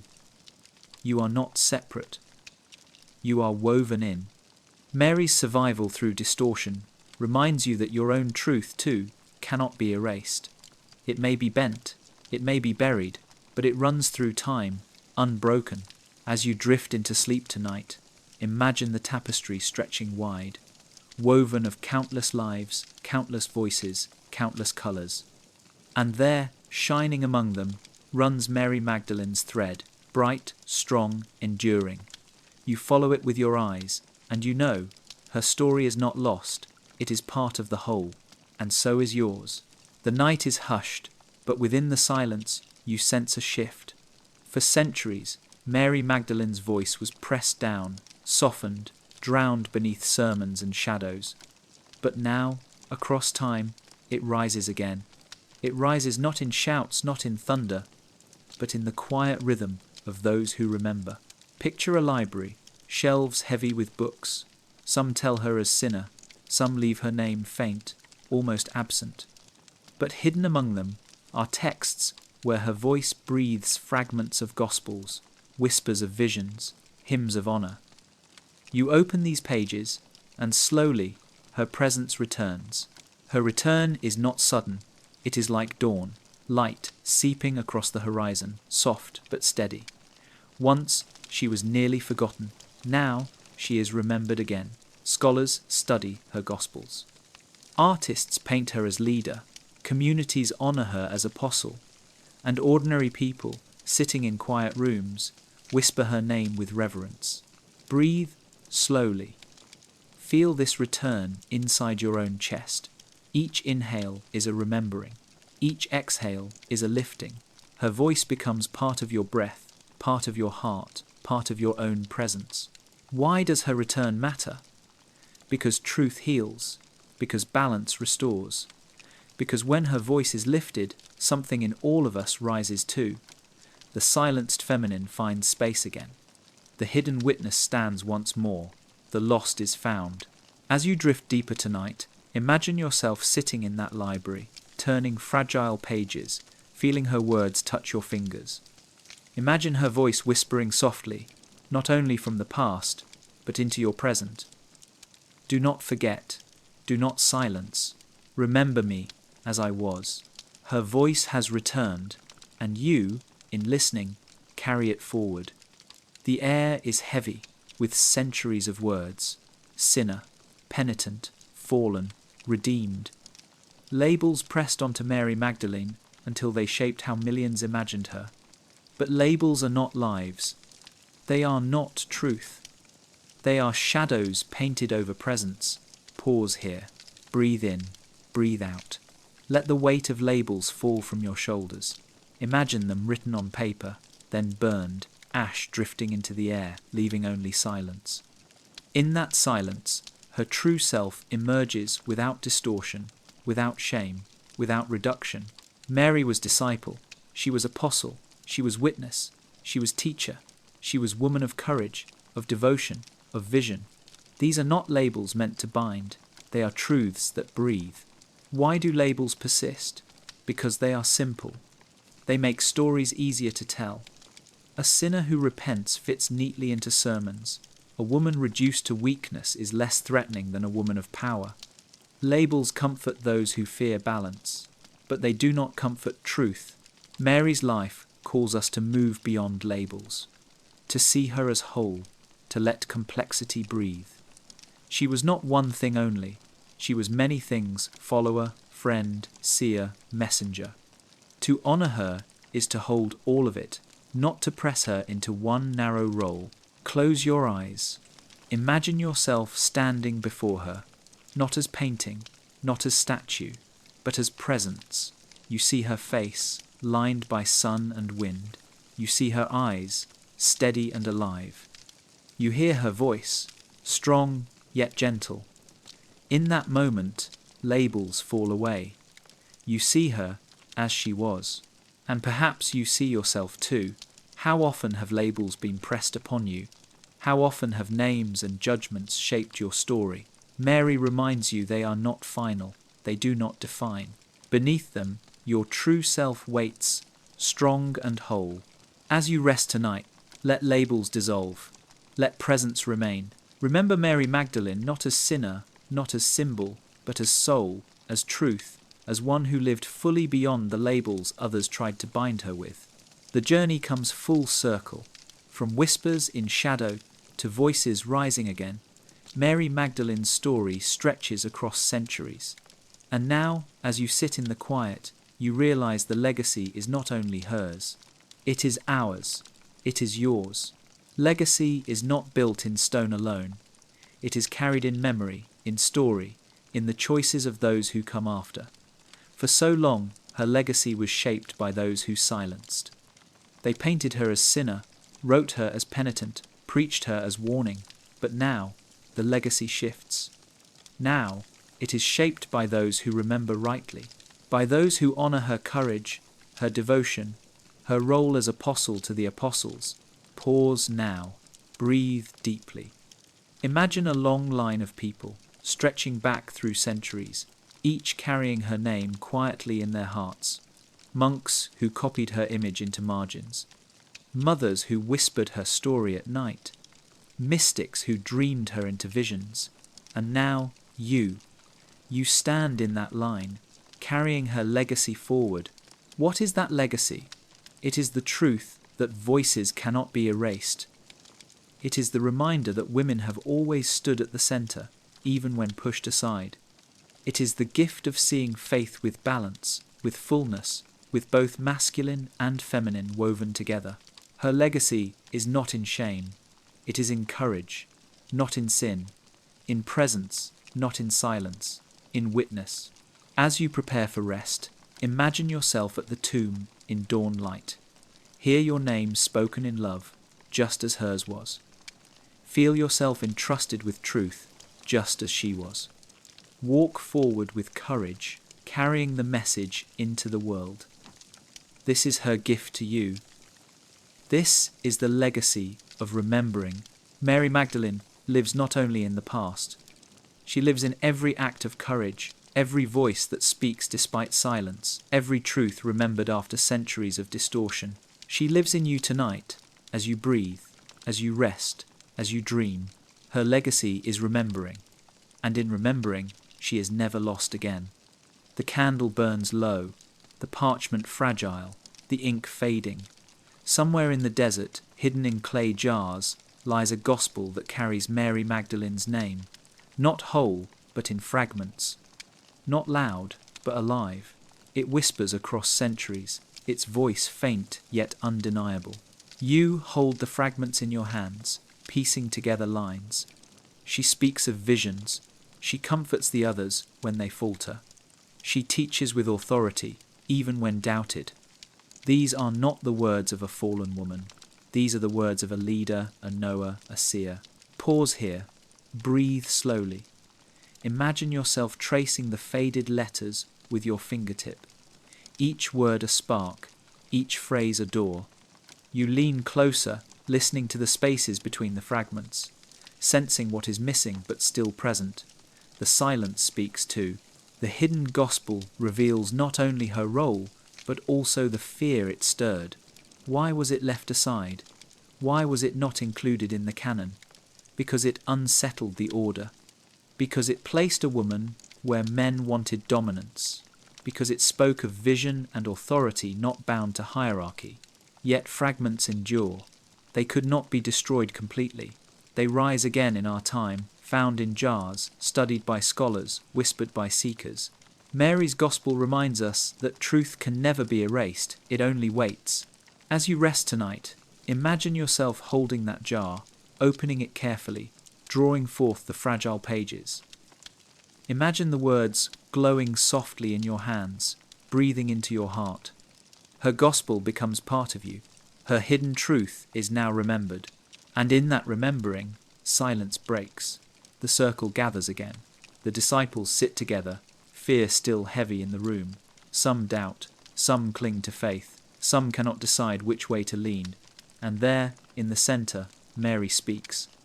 She tells of what she has seen. She comforts. She reminds. She carries courage into their fear. But not all believe her. Some push back. Some question her authority. Some dismiss her visions as imagination. This is the tension between doubt and faith. It is not only their struggle, it is ours too. Pause here. Let your breath slow. Feel the weight of your own doubts, the moments you have questioned your path, your purpose, your truth.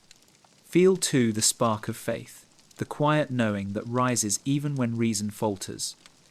Doubt and faith are not enemies, they are companions. They shape one another. Mary knew this. She stood in that space, carrying faith while surrounded by doubt. She did not shrink back. She spoke anyway. She trusted what she had seen, even when others would not. This is courage, not the absence of doubt, but the choice to hold faith within it. Close your eyes. Imagine yourself in that circle. You hear voices arguing, questioning, resisting. Then you hear hers steady, calm, unwavering. Her words do not erase doubt, but they shine through it. They remind you that truth is not erased by disbelief. It lives regardless. Her story invites you to dwell in this space with peace. You do not need to banish doubt. You need only hold faith alongside it. You need only carry truth within yourself, as she did, steady and sure. Tonight, as you drift into rest, let her courage guide you. Doubt may whisper, but faith holds stronger. Doubt may challenge, but faith endures. Like Mary, you can stand between both, carrying light in the midst of uncertainty. The centuries stretch long, carrying both distortion and devotion. Now, the question is not only what happened to Mary Magdalene. The question is what memory we choose to carry forward. For history is not fixed, it is shaped each time we tell the story. Some will still call her sinner, some will still paint her as penitent, but you have walked the deeper path. You have heard the fragments, the whispers, the symbols that survived. You have seen her as disciple, apostle, seer, teacher, and now you choose how to remember her. Pause here, breathe deeply. Imagine yourself holding two portraits. One shows her in sorrow, bent low, eyes downcast. The other shows her standing, strong, eyes bright, jar of oil in hand, ready to act. Both portraits exist. Which one will you keep? Which one will you pass on? Memory is power. To choose rightly is to heal. To remember, her true role is to restore what was taken. Each time you speak her name with honor, you shift the balance. Each time you tell her story in truth, you undo centuries of distortion. Mary's legacy depends not only on scholars or councils.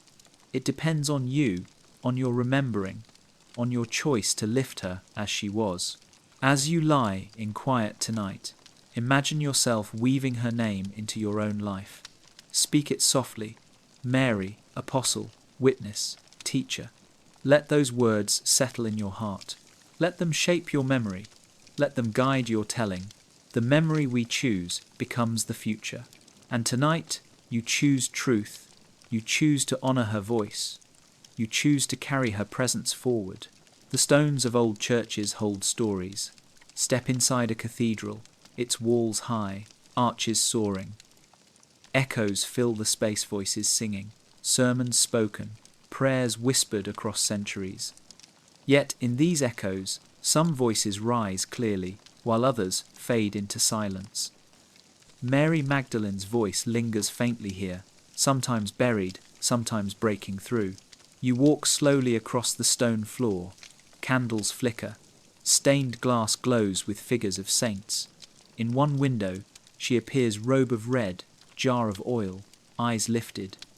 Her presence is there, yet softened. The label beneath may still call her penitent, but the art itself betrays more. It shows her close, it shows her strong, it shows her as witness.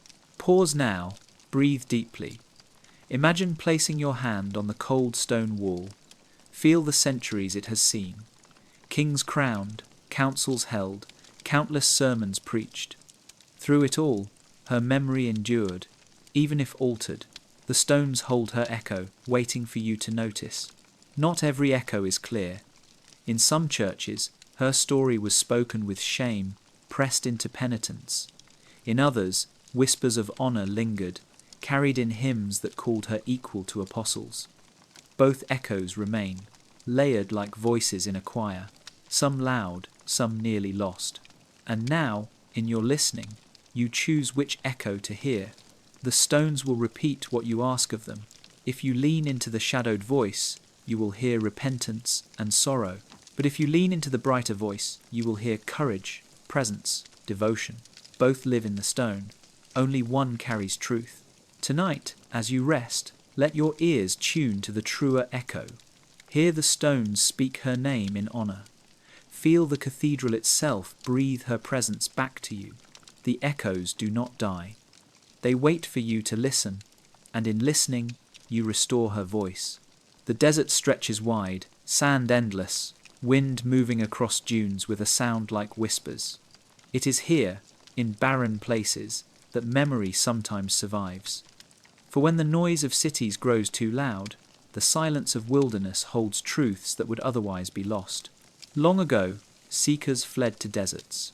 Monks, mystics, wanderers. They carried texts with them, hid scrolls in caves, whispered prayers in empty air. Among those scrolls were gospels left aside, words that named Mary Magdalene not as sinner, but as teacher. The desert became a keeper of memory. Imagine yourself walking through that desert, the sun low, the sand cool beneath your feet. In your hands, a clay jar. Inside, fragile pages wait. The world above has forgotten, but the desert remembers. Silence has preserved what noise tried to erase. Pause here. Breathe with the rhythm of the desert, slow, steady, unhurried. The desert teaches patience. The desert teaches endurance, just as Mary's story endured. Hidden, yes. Fragmented, yes. But alive. The desert memory reminds us that truth does not need approval to survive.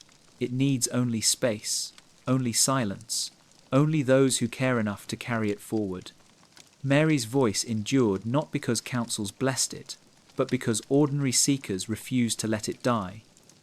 They hid it in jars. They preserved it in prayer. They carried it in silence until time was ready. As you lie in your own quiet tonight, let yourself feel part of that desert. Strip away the noise, the labels, the distortions. Let the silence hold what is true. Imagine the jar opening, the fragments of her gospel glowing in your hands. Feel the desert wind carry her name across the dunes. The desert remembers, and so do you. A circle closes, and yet it opens again. The disciples once gathered in a circle after the teacher was gone, fear heavy in the air. Mary stood among them, her words steady, her presence firm. She opened the circle then, reminding them of what they had heard, what they had seen, what they must carry forward. Now, centuries later, the circle gathers again. Not in one room, not in one city, but across the world. Readers, seekers, listeners, people who no longer accept the silence. People who hear her voice again. People like you. The circle has reopened. Pause now. Breathe with this truth. You are not separate from that circle. Each time you remember her, each time you speak her story rightly, you sit within it. You join hands with those who first listened, with those who carried her memory, with those who whisper her name even now. The circle teaches that her story is not finished. It is still unfolding. Each generation chooses how to remember. Each generation decides whether to silence or to honor. In this generation, the circle turns toward honor again. Her voice rises, her presence returns, her truth is carried forward. Imagine yourself seated in that circle. On one side sits Peter, fiery and restless. On another sits John, quiet and tender.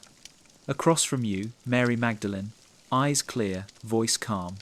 She begins to speak not of sin, not of shame, but of vision, of courage, of truth. You listen, you breathe, you remember. This circle does not end. It expands. It opens wider, including more voices, more hearts, more remembering. And you are part of it. The circle is open, the story is alive, the witness endures. As you rest tonight, feel yourself held in that circle. Feel her presence beside you, her words steady in your heart. The circle has reopened, and now, together, you carry her story forward. The road is long, winding through hills, valleys, and villages. Pilgrims have walked it for centuries, their feet pressing dust into memory, their voices carrying prayers into the air. Among the paths, there are those who walk seeking Mary Magdalene, seeking her truth, her presence, her blessing. In France, legends tell of her journey across the sea, arriving on strange shores, carrying nothing but her devotion. Pilgrims followed her story, building shrines, carving statues, lighting candles in her honor. Whether legend or history, these paths became places of remembering. The pilgrim's path is never only about distance. It is about the heart. Pause here. Breathe gently. Imagine yourself walking that road, the sun low in the sky, your feet steady, the air filled with the quiet songs of others who walk beside you. Each step becomes prayer. Each breath becomes devotion. You walk not only toward a shrine, but toward truth itself. Mary's story invites us to become pilgrims, not in the sense of travelling far, but in the sense of walking with intention, to choose each step as act of remembering, to walk through life as though every road leads deeper into her presence, into courage, into devotion. The pilgrim's path is not easy. It requires endurance, patience, humility. But with each mile, something shifts within. The noise of daily life fades, the heart grows clearer. The presence of those who came before is felt more strongly, and at the end, you do not only find a place, you find yourself. As you lie still tonight, imagine your own pilgrimage, not across land, but across time. You walk the road of centuries, following the faint footprints of those who carried her name with honour. Step by step, you walk toward memory, toward truth, toward the one who was silenced but never erased. You are pilgrim now, and the path is open before you. The scent of oil fills the room, heavy, fragrant, clinging to air and skin alike. It is anointing the ancient act of devotion, of recognition, of blessing. And in so many stories, Mary Magdalene carries the jar. Anointing is not small, it is not casual, it is holy. Kings are anointed, prophets are anointed, the beloved are anointed. To anoint is to see the sacred in another, to name them chosen, to prepare them for what lies ahead. Mary understood this. She anointed when others hesitated. She poured fragrance when others held back. Pause here. Let your breath slow. Imagine yourself in that room watching her step forward, jar in hand. She does not shrink. She does not wait for permission. She acts. She breaks the jar. She pours oil freely. The fragrance fills everything. It cannot be contained. This is the act that reveals her role not as penitent, but as prophet. She saw what others did not. She honoured what others ignored. She gave blessing when others withheld it. The anointing was not weakness. It was courage. It was vision. It was love. Even when her story was bent, the jar remained. Artists painted it. Sculptors carved it. Preachers mentioned it. The symbol endured because it carried too much truth to vanish. The jar says she acted. The oil says she blessed. The fragrance says her presence could not be silenced. Close your eyes. Imagine holding a small jar in your own hands. Feel its weight. Smell the oil, rich and fragrant. Open it slowly. Pour it gently over your heart. Let the fragrance fill your own being. You carry her act within you. You become both giver and receiver of blessing. Mary Magdalene reminds us that the sacred is not far. It is as close as oil in a jar, as simple as devotion poured out in love. And that memory, once nearly lost, now returns to you whole. The garden is still. The dawn is pale. The air carries the chill of night, giving way to day. In this quiet, a voice speaks her name, and everything changes. Resurrection is not thunder. It is not armies or shouts. It begins as a whisper, a single word spoken in love, a name called across silence. Mary hears it first. She turns, and in that turning, the world itself turns. From death to life, from despair to hope, from silence to song. Pause here. Let your breath deepen. Imagine your own name spoken in that same tone, soft, steady, filled with recognition. How would it feel to hear yourself called like that? To know you are seen, known, chosen? This is what she carried. This is what she shared. Her witness is not just about what she saw, but about what she heard. She heard life where others heard only silence. She heard promise where others heard only grief. She heard love call her name, and that hearing became the foundation of all faith that followed. Whispers of resurrection still move through the world, not always loud, not always clear. Sometimes it is a gentle nudge, a quiet knowing, a subtle shift in the heart. Mary reminds us to listen for it, to trust it, to carry it forward. Imagine yourself standing in that garden now, the stone rolled away, the air cool, your heart heavy, yet open. Then your name is spoken, soft, true, the whisper fills you with light. You turn, and everything within you shifts. This is resurrection not only then, but now, in you. As you rest tonight, let whispers of resurrection move through your dreams. Let them call you into hope, into life, into remembering. Just as Mary heard her name and became messenger, so too can you hear yours and become bearer of light. Whispers change everything, and the whisper she carried still echoes, even now. The hall is dim, filled with murmured voices and the rustle of parchment. Men gather, deciding what words will endure and what voices will fade. In these chambers, Mary Magdalene's presence is weighed, debated, or diminished. Suppression is not always a single blow. It is a steady pressure, applied again and again, until memory bends beneath it. Imagine the weight of centuries pressing on one name. 1,000 sermons calling her sinner. Countless paintings showing her repentant, kneeling, eyes downcast. Each repetition builds a wall, stone upon stone, until the truth is hidden. Suppression does not shout, it whispers, quietly, consistently, until the echo becomes louder than the original voice. Pause here, breathe deeply, feel the heaviness of that weight. Imagine yourself standing under it. Each stone is a false label. Each stone is a distortion. Yet beneath it, the foundation remains.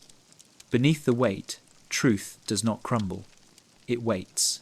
Suppression is powerful, but not eternal. History shows that what is silenced eventually rises. Like water pressing against stone, truth finds cracks, seeps through, wears away the walls built to contain it. Mary's story endured this way, suppressed but not erased, bent but not broken, hidden but not lost. Breathe again. Inhale slowly, exhale gently. Imagine those walls beginning to crack, the weight lifting, the stones falling aside, light seeping in. Her name shines again, not as sinner but as witness, not as penitent but as apostle. The weight of suppression is real, but so is the strength of endurance, and tonight, as you rest, let yourself feel that strength. You too have truths that may have been suppressed, voices within you pressed down, but like her, they remain, they wait, and in time they will rise. The world tilts when stories are incomplete. Faith tilts when voices are missing. Without Mary Magdalene's true role, the story of the early community is unbalanced, leaning too far into silence, too far into distortion. Restoring her story restores the balance. Imagine a scale, one side heavy with sermons of sin, the other side nearly empty. For centuries, the weight pulled in one direction, pressing her into shadows. But slowly, pieces of truth return. A fragment of gospel placed on the empty side. A hymn from the east, calling her equal to the apostles, placed there too. A painting showing her at the tomb, jar in hand, eyes bright, another weight. Slowly, the scale begins to even. Pause here, let your breath steady. Inhale balance, exhale imbalance. Feel your own body align as you breathe, spine lengthening, shoulders softening. Balance is not only for stories, it is for you too. Restoring balance does not mean erasing others. It means honouring all voices. It means recognizing that truth is fuller when every witness is heard. Mary's presence at the centre reminds us that no circle is complete without the feminine. No faith is whole without balance. Imagine her stepping back into the circle, her place restored, the others no longer overshadowing her, but standing alongside. Peter with his boldness, John with his tenderness, Mary with her vision. Together, they form balance. Together, they form truth. As you drift into rest tonight, feel that balance within you. Honour both strength and tenderness. Honour both action and stillness. Honour both voices you speak and silences you keep.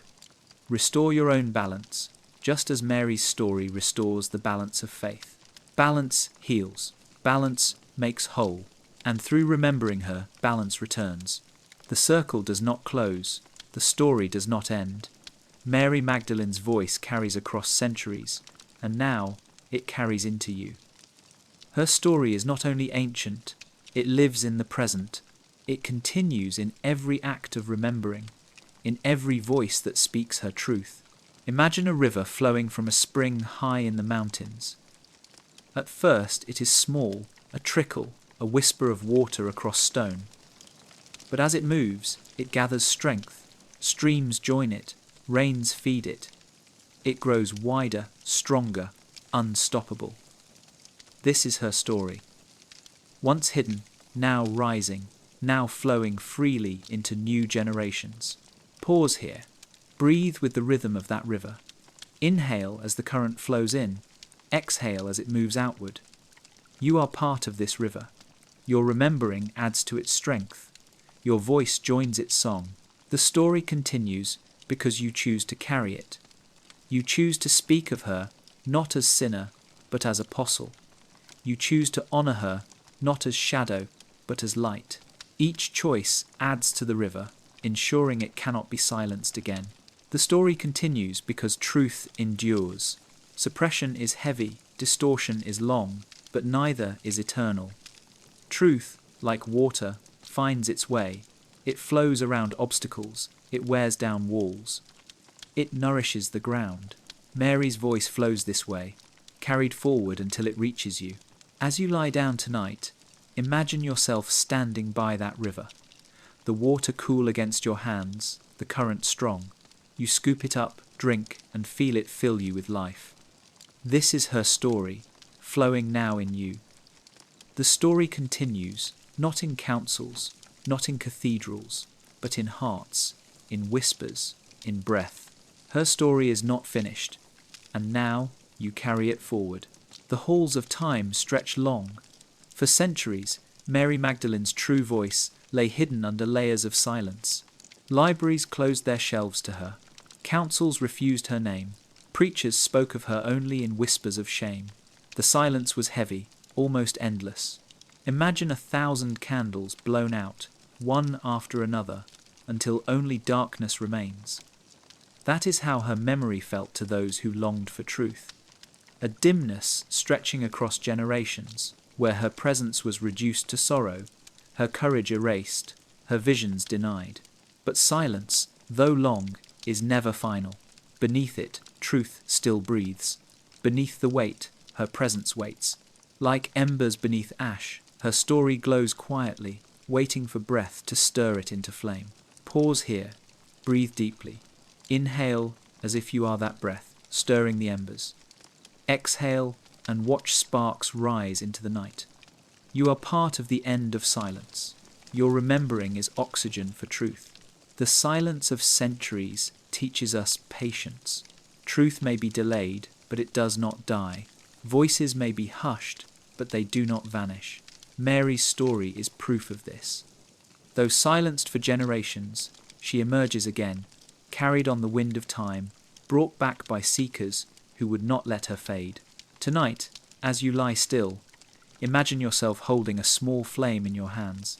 The centuries of silence surround you, dark and vast. But your flame does not go out. It grows brighter. And in that brightness, her voice returns. The silence of centuries ends with you. Truth is like a seed small, fragile, easily buried. Yet once planted, it waits. It waits through storms, through winters, through the heavy weight of soil. And when the time is right, it rises. Mary Magdalene's truth was such a seed. For centuries, the soil of distortion covered it. The sermons of sin pressed it down. The weight of empire pressed harder still. But beneath, the seed lived, hidden, silent, patient. Seeds do not despair in the dark. They trust the light will return. Pause here. Let your breath follow the rhythm of the seed. Inhale as the seed gathers strength. Exhale as its roots spread deep. Inhale again as its stem pushes upward. Exhale as it breaks the surface into light. This is the rhythm of truth. Mary's seed of truth has sprouted again. It rises in new tellings, in fresh remembering, in voices that honor her role as apostle, witness, leader. What was buried is no longer hidden. What was silenced now speaks. The seed reminds us that truth is resilient. No matter how deep the burial, no matter how heavy the soil, it finds a way. Your own truths are like seeds too. Even if pressed down, they wait, alive, ready to grow when the time comes. As you prepare for sleep tonight, imagine yourself planting seeds in a vast field. Each seed carries Mary's story, her courage, her devotion. You cover them gently, trusting the soil, trusting the light, trusting the patience of growth. And as you rest, the seeds sprout. The field fills with green, with flowers, with life. Truth is a seed, and Mary's truth blooms again. The night is still. The stars stretch wide, countless points of light across the sky. Each star is a memory, each spark a story, each glow a witness. Together they form constellations, pictures drawn across heaven. Mary Magdalene is such a constellation, scattered pieces across time, now drawn together in the great remembering. The great remembering is not only about her, it is about us.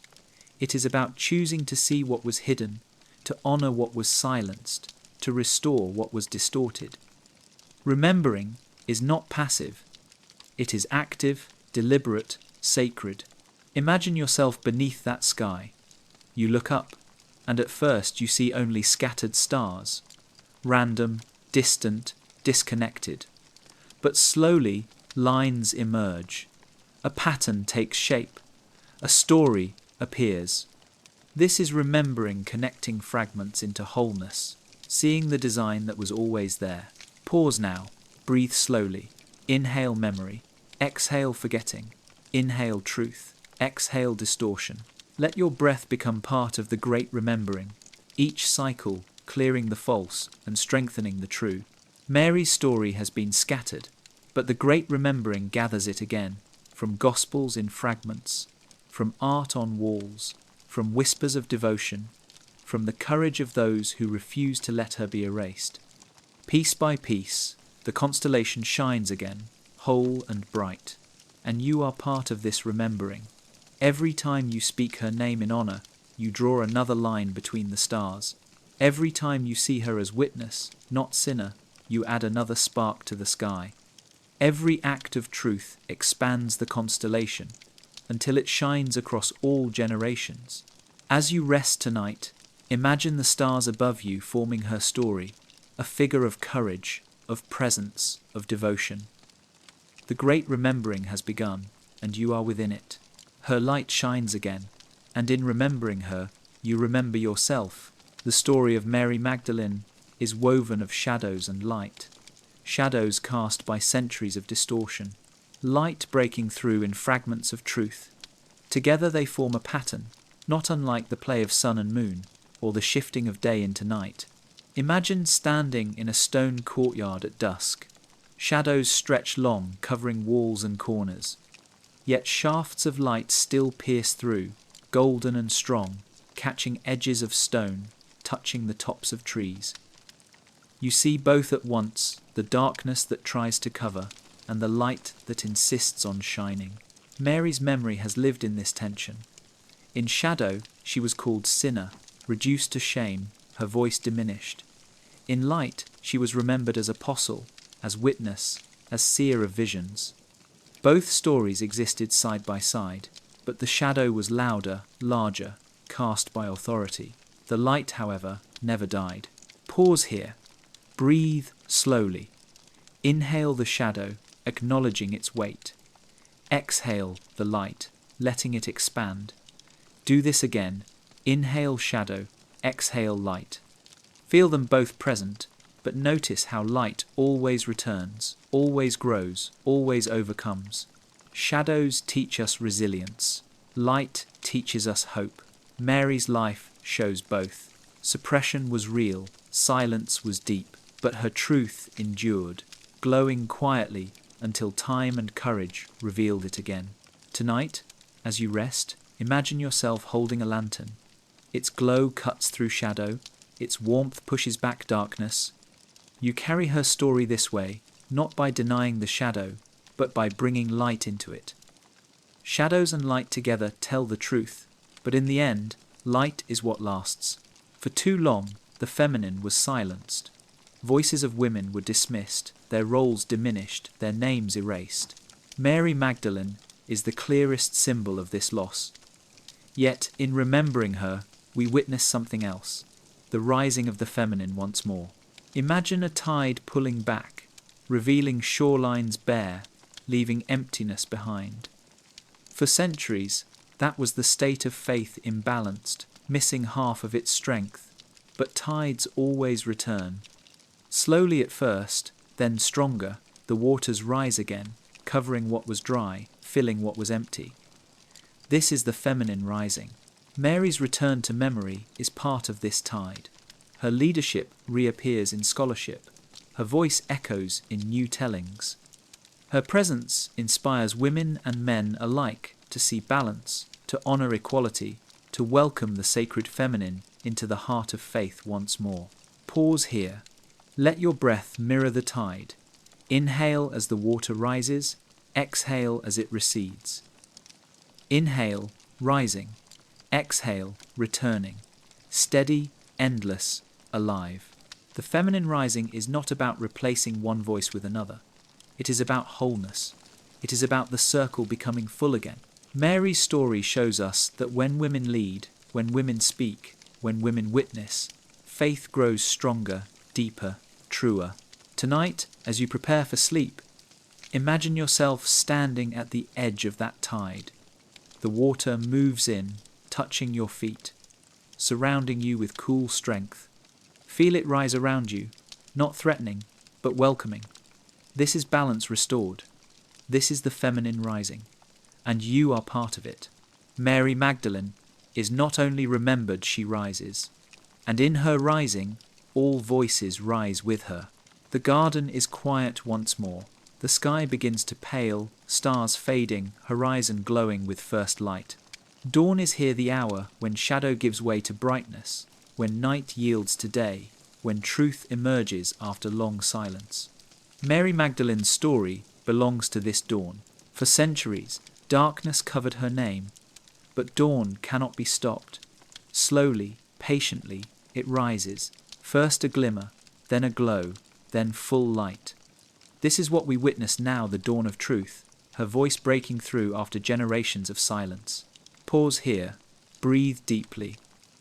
Imagine the first rays of light touching your skin, warm and soft. Each inhale gathers light. Each exhale releases shadow. You sit in stillness, watching the horizon brighten, watching the truth arrive. The dawn of truth reminds us that no distortion is eternal. Lies may linger, but they do not last. Suppression may hold, but it cannot endure forever. Truth rises like the sun, unstoppable, inevitable, radiant. Mary's presence shines now, not because authority granted it, but because truth itself demanded it. Imagine her standing again at the tomb, dawn breaking behind her. She hears her name spoken, and she carries the message forward. That same light shines now, across centuries, across silence, across shadow. As you drift into rest tonight, let the dawn of truth fill you. Feel yourself bathed in golden light, your own name spoken in love, your own truth rising steady and sure. Just as Mary's story emerges from darkness, so too does your own. The dawn has come, the truth has returned, and Mary Magdalene's voice shines once more. There is always one who remembers. When others forget, when others turn away, when others choose silence, there is still one who carries the memory. Mary Magdalene was such a keeper. She held the story of resurrection when fear had emptied the others. She kept the memory alive, steady and sure. Imagine a flame sheltered by cupped hands. The wind presses hard, darkness grows deep, yet the flame does not go out. It flickers, but it endures. This is what Mary did. She cupped the truth in her heart, keeping it safe until the time came to share it. Pause here. Breathe slowly. Inhale as if drawing in that flame. Exhale as if protecting it with your breath. Feel yourself as keeper of memory too, carrying what must not be lost. The role of memory is sacred. Without it, truth fades. Without it, courage dies. Memory is the bridge across centuries, the thread that ties one life to another. Mary carried memory for the disciples, for the early community, for all who would come after. But keeping memory is not only history, it is your task as well. You carry your own truths, your own sacred experiences, your own moments of revelation. They may be doubted by others, dismissed or forgotten, yet you, like Mary, can shelter them. You can be the keeper who ensures they endure. Tonight, as you prepare for rest, imagine yourself holding a small flame, steady in your hands. It glows with Mary's memory, but also with your own. You protect it, you honor it, you carry it forward. The keeper of memory is never alone. Across time, others keep too, and together the truth survives. Every silencing leaves a wound. Every distortion tears at truth. The wound left by Mary Magdalene's suppression is deep. It is a wound not only to her, but to all who longed for balance, for wholeness, for the feminine voice within faith. Imagine a scar across the surface of the earth, wide, raw, unhealed. That is what history carries. Generations grew with half the story, half the truth, half the vision. Faith became unbalanced, tilted, incomplete. The wound endured for centuries. But wounds can heal. Healing takes time, patience, tenderness. It begins with acknowledgement, naming the wound, not hiding it. It deepens with compassion, honoring the pain, not ignoring it. It completes with restoration, bringing balance back, letting truth flow again. Pause here, breathe with this rhythm. Inhale the wound, exhale the healing. Inhale the pain, exhale the restoration. Feel both together, alive within you. Mary's wound is healing now. Each act of remembering, each word of truth spoken, each story retold, brings balm to the centuries of silence. Her memory breathes again, and the scar softens. The wound does not vanish, but it transforms. It becomes testimony to endurance, to resilience, to love that could not be silenced. Your own wounds, too, wait for healing. They may come from silence, from dismissal, from times when your voice was not heard. Yet, like her, you carry resilience. Like her, you can heal. Tonight, as you rest, imagine laying your wounds in gentle hands. Feel Mary's presence beside you, steady and compassionate. She, too, knows what it is to be silenced, dismissed, misunderstood. Let her memory remind you that wounds heal, scars soften, truth endures. The wound and the healing belong together, and both belong to you. At the tomb, in the garden, in the silence of dawn, Mary Magdalene stood as witness. She saw what others did not. She heard what others missed. She carried what others feared. And because she witnessed, the story lived. The word witness is simple, but it holds immense power. To witness is not only to see, but to testify, to stand steady when others falter, to hold truth when others forget. Mary was the eternal witness, the one who saw and could not deny, the one who heard and could not stay silent. Pause here, breathe deeply, inhale truth, exhale witness. Let your breath remind you that witnessing is alive within you as well. The eternal witness is not only in history. It lives in every moment where someone sees clearly and chooses to remember. It lives in you when you notice what others pass by. It lives in you when you carry truth forward, even if it is doubted, even if it is dismissed. Imagine yourself in that garden at dawn. The air is cool, the ground damp with dew.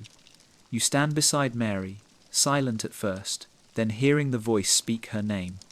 You see her turn, her eyes widening. You see her carry that truth within her chest, unshakable. She turns to you now, and in her gaze you know you too are witness. As you prepare for rest tonight, let her presence fill you. You are not separate from her. You are part of the long chain of witnesses, those who see, who hear, who carry truth through time. Mary was the first, but she is not the last. The eternal witness remains. She stands across centuries. She stands within you. And tonight, as you close your eyes, you stand with her too. Across centuries, through silence and distortion, through counsels and sermons, Mary Magdalene's story has been pulled, bent, frayed, and yet it has never broken.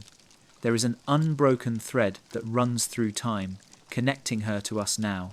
Imagine a loom set in motion long ago. Threads stretch across its frame, bright, dark, thick, thin. Some are cut short, some hidden beneath layers. Yet one thread runs steady from edge to edge. That is her memory. It weaves through shadows and silences, untouched by the scissors of suppression. Pause here. Breathe slowly. Inhale as though you are tracing the thread. Exhale as though you are following it forward. Let your breath guide you along its path. The unbroken thread appears in fragments of gospel, in art that dares to honour her, in traditions that whisper her name. It appears in the courage of those who saw her clearly, even when others tried to erase her. It appears in you now as you remember her again. The beauty of the thread is not only its survival, but its endurance. It reminds us that truth has a way of holding itself together, even when every force pulls against it. The unbroken thread is proof that memory cannot be destroyed. It can only be hidden, waiting to be found. Tonight, as you prepare for rest, imagine yourself holding that thread in your hand. It stretches back through centuries, connecting you to her presence. It stretches forward into the future, carrying her story to those yet to come. You are part of its weaving now. The thread is unbroken, and because of you, it will remain so. There are flames that burn openly, lighting halls, warming rooms, guiding travellers. And there are flames kept hidden, sheltered in caves, carried in secret, protected from wind and rain. Mary Magdalene's truth was such a hidden flame. For centuries, the Church allowed only one fire to burn in public, the version of her as penitent sinner. That flame burned bright, filling cathedrals with sermons of repentance. But beneath the surface, another flame endured, small, hidden, but alive. Imagine a single torch passed hand to hand in the night. One keeper shields it, then gives it to another. Across deserts, across mountains, across oceans, the flame never goes out. It is carried quietly, but faithfully. That is how her story survived, kept alive by those who refused to let it die. Pause here. Breathe gently. Inhale as though you are drawing warmth from that flame. Exhale as though you are protecting it with your breath. Feel its glow within you. The hidden flame appears in apocryphal gospels, in whispered traditions, in the hearts of mystics who dreamed of her. It appears in every act of courage where someone chose truth over silence. It appears in every spark of balance, every honouring of the feminine, every voice that rose when all others fell quiet. Now, the flame is no longer hidden. It burns again in public, studied, spoken, honoured. But its endurance as hidden flame teaches us something vital. Truth does not need recognition to survive. It only needs guardians willing to protect it. As you lie down tonight, imagine holding that torch. The flame glows steady, warm in your hands. You are its keeper now. You will not let it go out. And because of you, the hidden flame becomes light for the world once more.